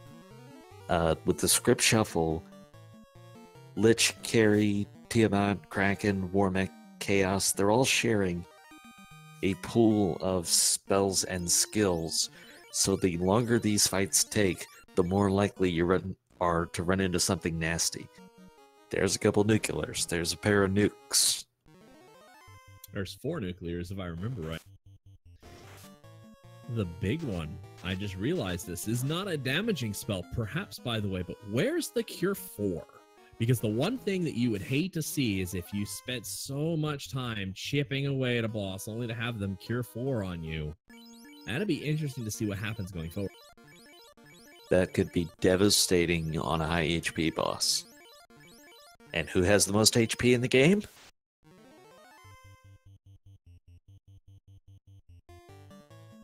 That was the setup.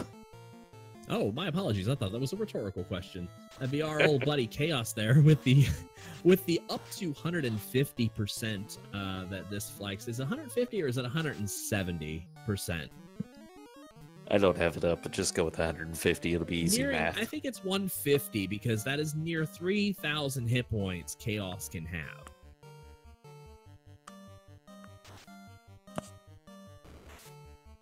All right, able to get the hits on Carry, but not so much the damage.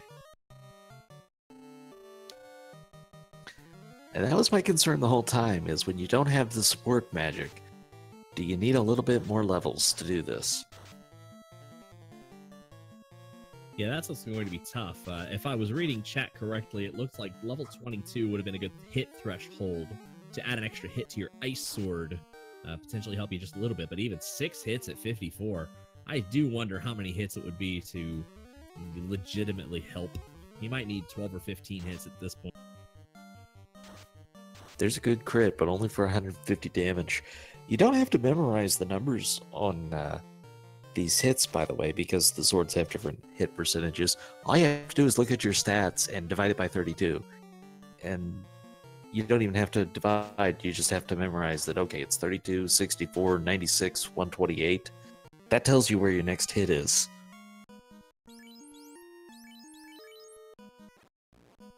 Quicklit is past Carry, and gotta really hope for an easier Kraken and Tiamat, but not really seeing a lot of the unpleasantness.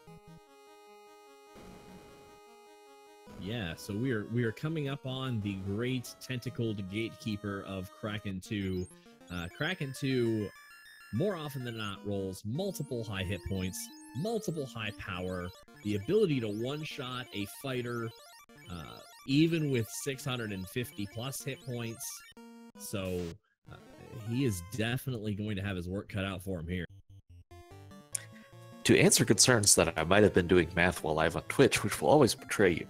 No, I did the math before. Just repeating it. Fighter, 1 hit for 1. That is not a good sign.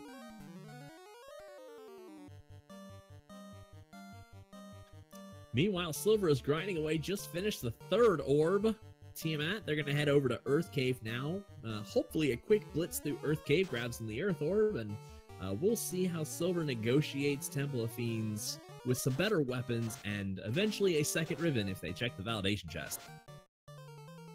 I was about 24 minutes behind when Quicklit was able to clear Mirage and Sky, but that was with different dungeon order as well. So 3rd orb to 3rd orb, Sylverfyre did 3rd orb at 131. For Quicklit, 3rd orb was at 113. Yeah, and that's what's... I mean, the biggest thing is going to be, is Quicklit rushing this?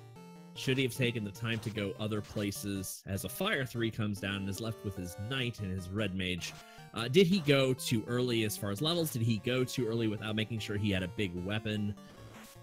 is Silver playing too conservatively, taking some of those extra chests? Unfortunately, without the benefit of hindsight, this is what you're looking at. So we've got a one-on-one match between the Knight and the Kraken, in which Quicklit goes down. That'll be a reset for him, as he's probably going to go try and find something to help him along. Hopefully he heads back to mermaids. That'll solve all of his problems. That makes a lot of things better. And that's clearly the direction that Quicklit is going. So how long will it take Quicklit to get to mermaids with the encounter table? Can Silver blitz through the Earth Cave? He's already on B3. Can Silver get through Earth Cave in the time it takes Quicklit to check mermaids? Are we going to high five at the entrance here? The only benefit Quicklit has is he has seen all the way through to Kraken on the water floor and knows what's coming, whereas Silver has not seen any of Temple of Fiends or visited yet, doesn't know what's coming. The other interesting thing is that was about a 9-minute run through Temple of Fiends. So just kind of put some notes on the pacing, and then we'll see how fast Quicklit gets back there.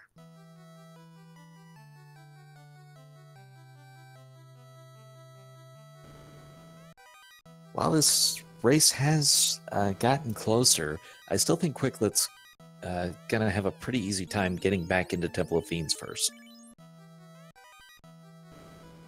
Getting that Aegis shield, though, that's a big help.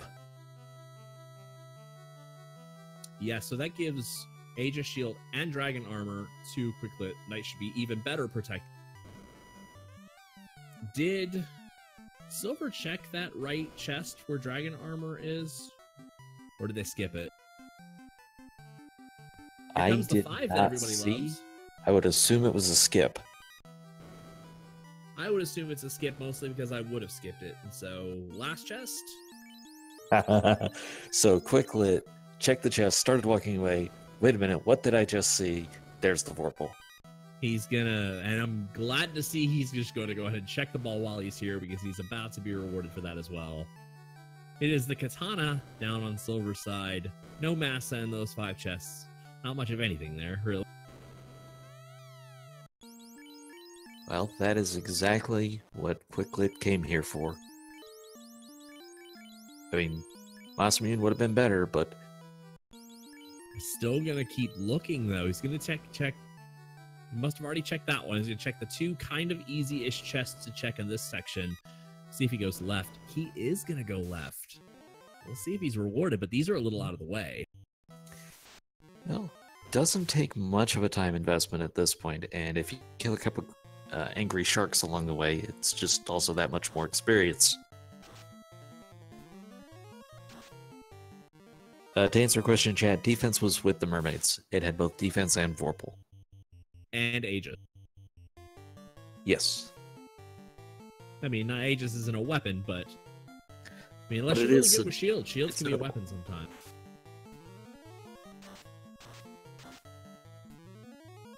These waters are pretty high HP. We didn't see them in the water floor. Let's see, I think the benefit of being able to sit in the commentator's booth and watch this match, Quicklit is using a bit of extra time looking for what I'm assuming is the mass immune at this point.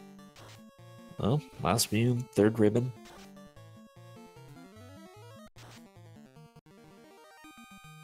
I don't know what else would be out there that could be useful at this point. Power glove. That's the only other thing. True. That's the one thing that Silver hasn't found either is the power glove. The weapons you could hope that those weapons would carry you, but on high absorb, which we've seen Lich have semi-high absorb, Kraken has high absorb.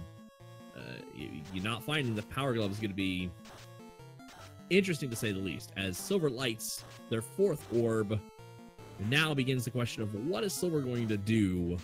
Do they feel like they're ready for Temple of Fiends? Yeah, the other thing this play has done is it's kind of evened up the levels. I don't think Silver really has a level advantage anymore.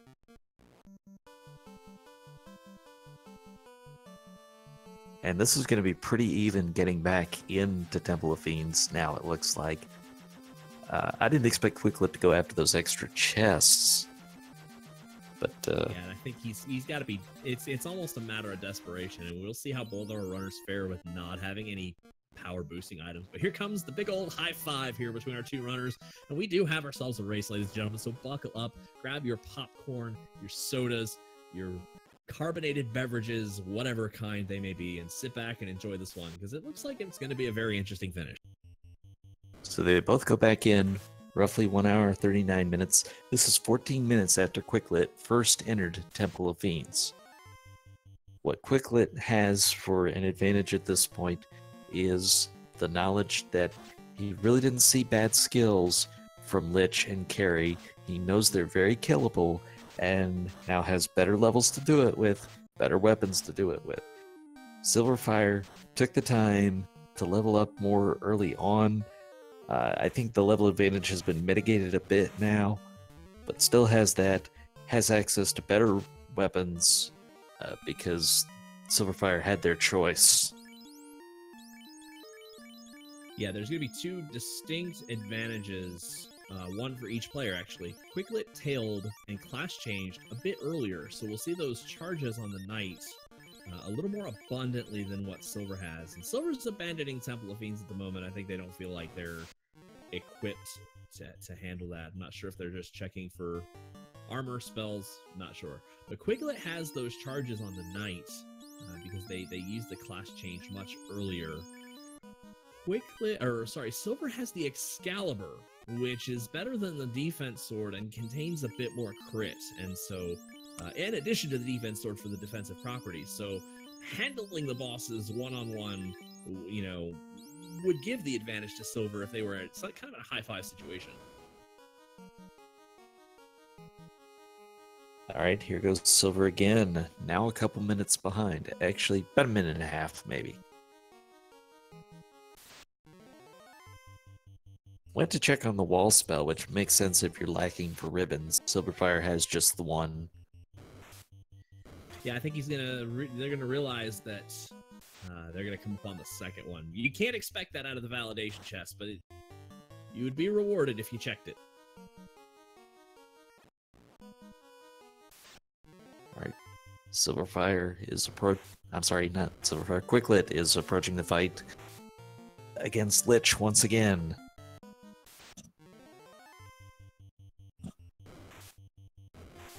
Survived with no one going down to the Thunder Pirates. Not entirely sure if that was a good thing or a bad thing, because Life 2 would just take care of all your HP, but Cure 4 does as well. Well, I mean, Life 2 is a better cure spell than Cure 4 is anyway. It cures for one more point than Cure 4 does.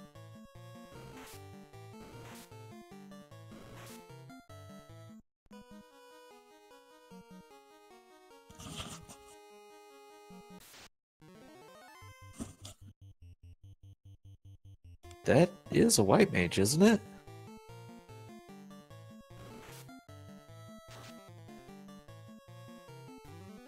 I'm wondering if they're going to use White Shirt as sort of turning Black Mage into a Red Mage. With the Black Mage spell pool being kind of limited, it's probably more functionally appropriate for this Black Mage to use the Invis 2 over, the rabble of spells they have. Lit 2, Lit 3, not going to do a whole lot against Fiends. Perhaps benefiting from Invis 2 charges while the White Mage uses something like either Wall or Fate or something like that might be more beneficial. That's my guess. To answer a question in chat, that's only the second ribbon in Temple of Fiends, but we saw it earlier from Quicklit, who checked that the first time around, so we knew it was there. Yeah, about the only places they haven't checked are the east side of Volcano B2, second floor of Sky. The deeper treasure chests in Ice Cave as well. Most of the Earth Cave, not counting the common chests one would check, the 3 on the B2, 3 on B3, and then 5 of the 8 on B4. So only a handful of chests they haven't really checked. Yep, didn't do the first floor of Earth Cave. Would have been the easiest thing to check that they didn't do. And they didn't do the ones further along in the Ice Cave. They've only seen the 3 out of Ice Cave. So just the bare minimum. I'm a little torn because if you know you have a good long encounter and you have warp or exit or whatever, the 5 chests on Earth B1 are not such a bad check. Again, if you know your encounter table and you know the beginning has a run that's good somewhere, and you have warp, checking those is probably not a terrible idea. I don't know that I recommend it, but if you're really desperately looking for that power glove, it's probably not a bad place to go. One of the things I like for Sylverfyre here is the Excalibur should do a little bit more damage against the Fiends. In theory. Yeah. So a Fiend apart right now.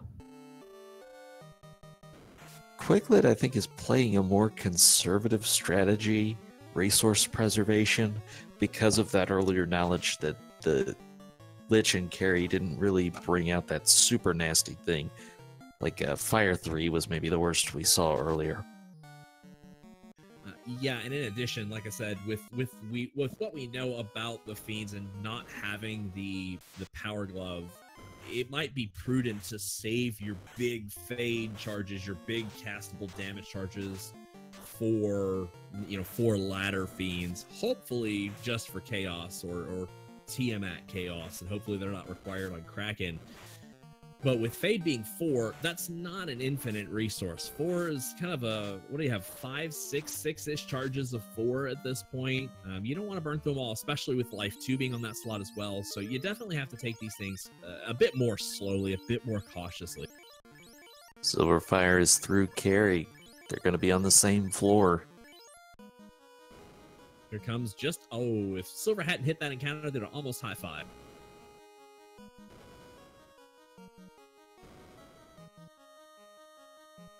All right, our first chance for the big gatekeeper. How tough will this Kraken 2 be? Yeah, this is take 2 for Quicklit, as Quicklit just simply didn't have the endurance to last this match, and Kraken 2 opens with a Fire 3, nearly devastating that Black Mage.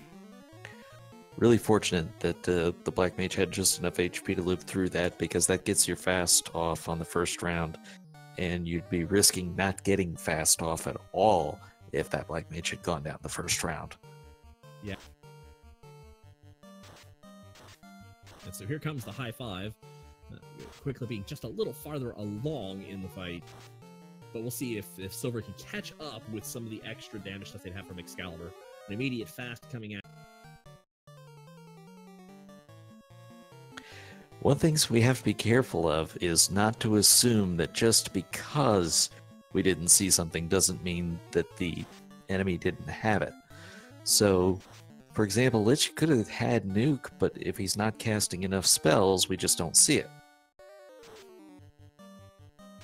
Yeah, all the spells are programmed on a out of 128 chance. So if Lich were a low percentage chance, that could be listed in the value as, say, like 32 of a 128, which I think comes out to less than or around a quarter. You know, I have a wild guess at what Kraken's spell list looks like. Oh, this is just hurtful. That's a skill. Oh, but he got him with a Red Mage. Life 2, it's like nothing ever happened. That was a really close one. Oh, but Silver carved right through.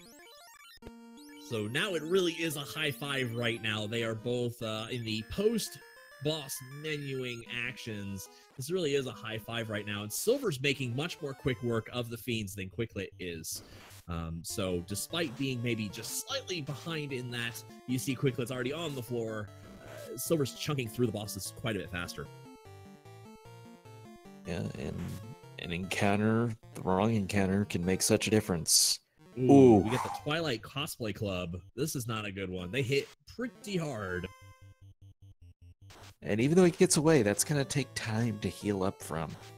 Although yeah, Quicklit sees the quad cremates and...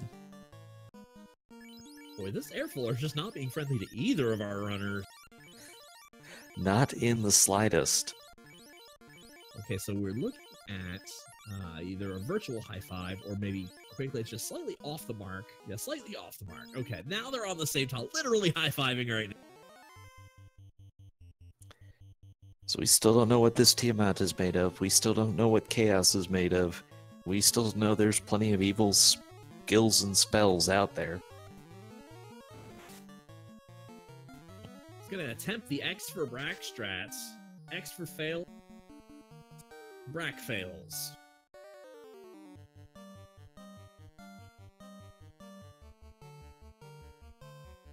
I always appreciate some effort to try something different. So we'll split punt. With Brack being on the same level as Lightning Tooth, this is probably not a terrible play. Just because you really don't have much better to do on your Black Mage. Tiamat, by and large, is not supposed to hit as hard as Kraken. Sometimes they can, but Tiamat's big draw, or Kraken's big draw, is that multi-hit that Tiamat doesn't have. So Tiamat tends to be more tame from a melee standpoint. You questioned where that Cure 4 would be. We now have the answer. Tiamat has it. And he has nuclear as well. Oh, and damage poison. Boys. This could be rough. Now we've got a one-on-one match between a 6-hit, 10 damage knight that's apparently buffed with melee. 7 for 7. This is going to be a long one, folks. Oh, if this any is of you guys good. have followed, oh, there's the Cure 4. It looks like that's Tiamat's first spell, but we don't know how deep the list is. Well, that's pretty rough. Oh, stuns number 2. He's stun locked and melee to death. Oh, no. I think Quicklit is... Oh, I'm sorry. Go ahead. You got to be thinking levels now, but where does Quicklit go to get them? Looks like it's the eye. If anybody's been following Quicklit, and if I remember right, because my apologies, I do mix him up with Sylverfyre a lot. We all came into the league kind of around the same time. Quicklit had a match where he had Chaos in an RNG loop with a low melee damage, like 57 damage, and managed to win by chunking him down in an RNG loop, one-on-one, very low damage. Unfortunately for Quicklit, it's not working out here as Silver makes it through the Tiamat fight. So we're going to take our first look at Chaos. Silver is now quite a bit ahead because I think a wipe, if they took a wipe to Chaos, go right back in. I think there's not much that Silver could pick up that would help them at this point. Swarzando, go ahead and do a quick pause and play on your video. I think you're a little behind us right now. Ooh, thank you so much. So, big difference. Sylverfyre gets through that one. Now we'll find out what Chaos is made of. We know that Chaos does not have Cure 4. There's only the one in the pool, which actually comes from Chaos. But is the damage going to be there? Is a double nuke coming? That's the kind of thing that could really ruin a run. And that's what Quicklit needs right now, is this to be a disastrous Chaos. But you know what? Quicklet's checking chests. Might find the mouse immune now.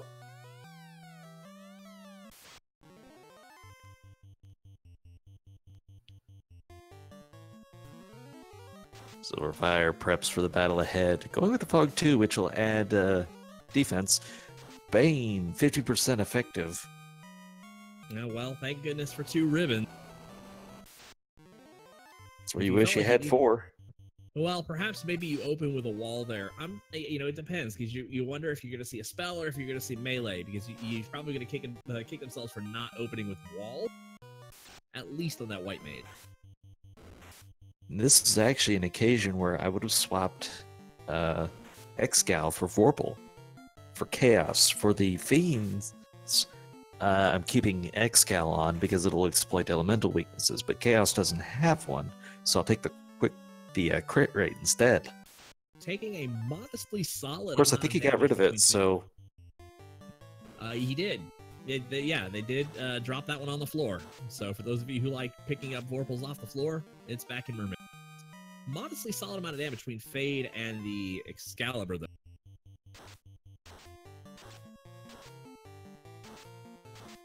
There's a 232. That's kind of nice. Might want to drop a heal. There we go. Drop a heal on that fighter there. Oh, there's the nuke. Oh, and fighter only takes half damage. Staying alive.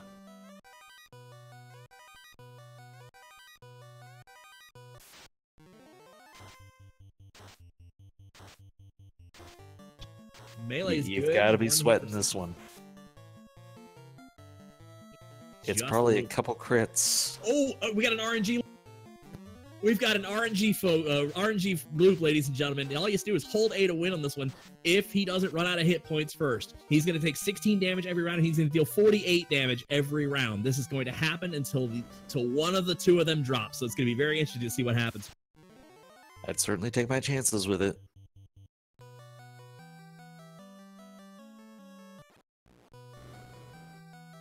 So every 10 hits is 480 damage, and that's about what he's got left. So does Chaos have 500 hit points or more remaining is the question.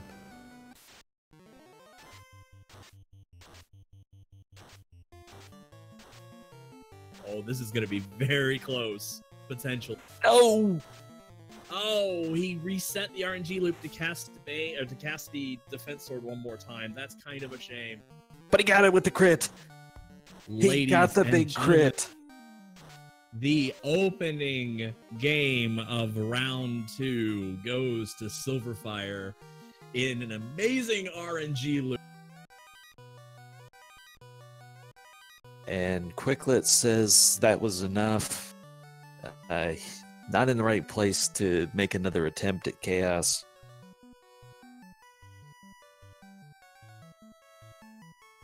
Well, folks, did that go the way we expected?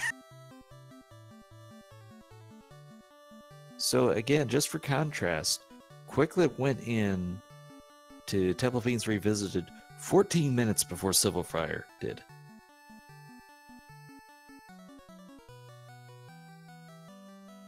And we'll see if either one of them are going to join us for an interview. Oh, there we go. Sylverfyre, GG. My heart is beating so fast after that chaos fight. Okay, have to ask this one first of all. Did you realize you were in an RNG loop? Yes. I was scared that I would not do enough damage by the time, because he was doing 16 and I was doing 48, and I'm like, I don't think that I win this if he rolls high on HP. Because I was around 1500 damage. And I did not have enough turns of taking 16 for that to,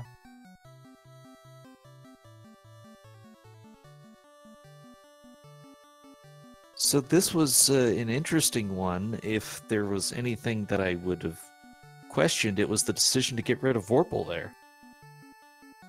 Vorpal's sword is a terrible weapon. I made room in my inventory just so I could throw it to the ground. I already had Excal anyway, and a Sun Sword for the Red Mage. You did, and let's talk about that, because that Red Dragon chest not frequently checked. I figured the XP was reasonable anyway, and I knew that I was kind of short on equipment. So I didn't mind the, like, oh, I'm fighting some Agamas and a Red Dragon. Those are fine XP anyway. Yeah, those were some very solid decisions to check the red D chest. It's definitely out of the way for most of our runners, but it's good to see that you recognize the experience value of taking those 3 mandatory encounters to get there, and certainly you were rewarded with that. Tell me how your thought process went through the very start of the game. Stop was our best spell, and you had to go counterclockwise around the loop. So just kind of walk me through all that.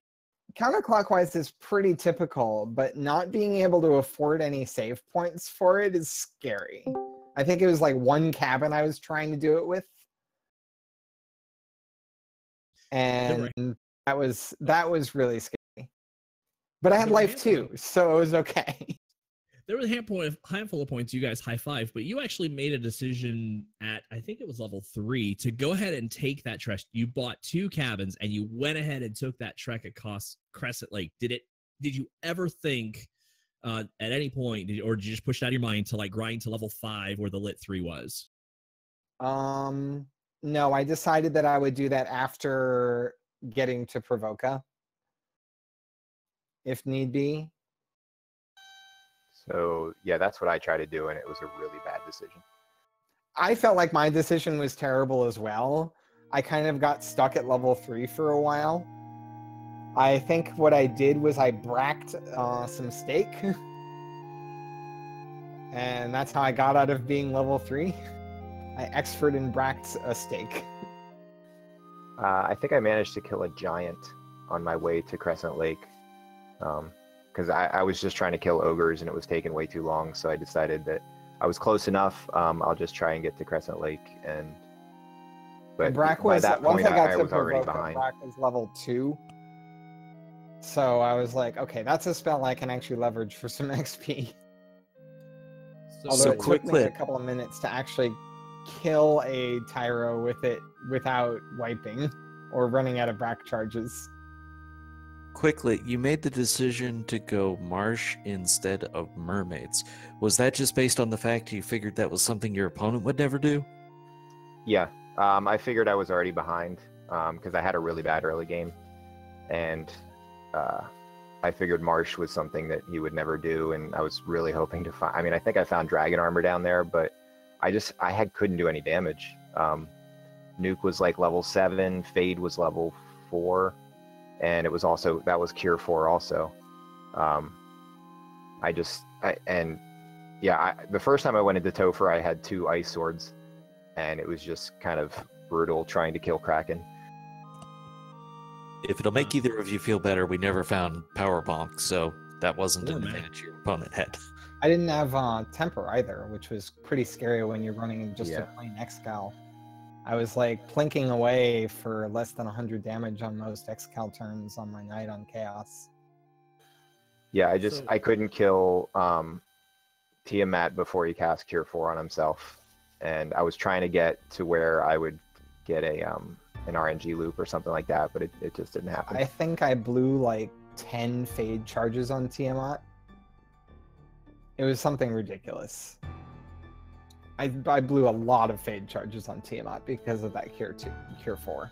Did you get through Topher on your first I did. attempt? My Knight had 91 HP after Chaos. Oh, man. And nobody else was alive. I tried it twice and failed both times. And wow, so you were pretty far ahead of me then, but I was better geared. It was about 14 minutes on the first entry to Temple of Fiends. You had a level advantage versus Quicklit's first dive, but that kind of leveled out after Quicklit did Sea Shrine.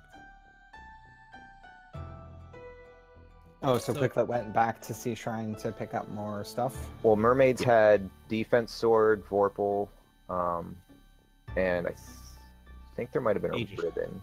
I don't remember. There's an Aegis Shield. Yeah, Aegis Shield, that's it. And so I figured the only ribbon I got was the validation chest. No, there was a validation chest ribbon and... Yeah, that's right. And the other one was a Pro Cape. Yeah, those pretty good validation chests. For one. Can't do much better than that. So one last question for drum boards. I mean Quicklit. Walk me through the end of your carry fight. My first carry fight? Yes. Oh yeah, that was great too. Oh my, that was very tilting. That's the first time I've ever done that. I've never had the issue where because I mashed the A button, or whatever, and I just hit my reset too quick. Had to go down and kill her again. I think I only lost. I mean, there wasn't anything really in Volcano, so I think I only lost a minute or two, but it was still pretty tilting. Sylverfyre, you advanced to 2-0. How excited are you to face the 2-0 competition? I'm a little intimidated, but I'm just gonna kind of do what I do, which is kind of play conservatively and safe. And it seemed to have paid off here because I actually had weapons. On that note, Quicklit, with the one-on-one stage ahead for you, any thoughts on what you might do differently? I don't know. I've tried the black belt, and it feels like you're so far behind by the time you finish. And like a race like this where you really can't find anything seems to be pretty rare. Maybe 1 in 10 times that you play a game, you can't find anything worthwhile, either the power bonk or an early temper or Mazmoon or something. But when it does happen, I mean, having a black belt there is amazing because he doesn't care. If he's level 32, he can pretty much cruise through anything. Well, with that, I will say thank you to you both for giving us such a great show. Thank you to Randomania for being our host tonight. Czar for working so hard doing the restreaming and the tracking. Not an easy thing to pull double duty on. And thank you to all of you who shared your evening with us. That's my final thoughts. We'll just go up the list. Sylverfyre, you got any? No, not really. Quicklit? Good game, Silver. Good luck. Good game. For Zondo, take it home. Well, once again, thank you guys for tuning in. Huge props to Randomizer for giving us this platform. A great race between Quicklit and Sylverfyre. Sylverfyre's victory comes with an official SRL time of 1:54.43, and as the first to move on to the 2-0 bracket, Silver, you are the 2-0 competition right now. So way to set the pace there. Thanks to Randomania, thanks to Czar for doing this host, and certainly thank you guys for chiming in on chat. Give Randomania and its auxiliary channels a follow. We certainly appreciate the work they do for us, and if you feel like this is something you're interested, feel free to join us on the Discord channel. If you have any questions there, feel free to drop us a line. We certainly appreciate all the new company that we get. For Trenton, I have been Swartzando. Have a good night, guys, and be excellent to each other.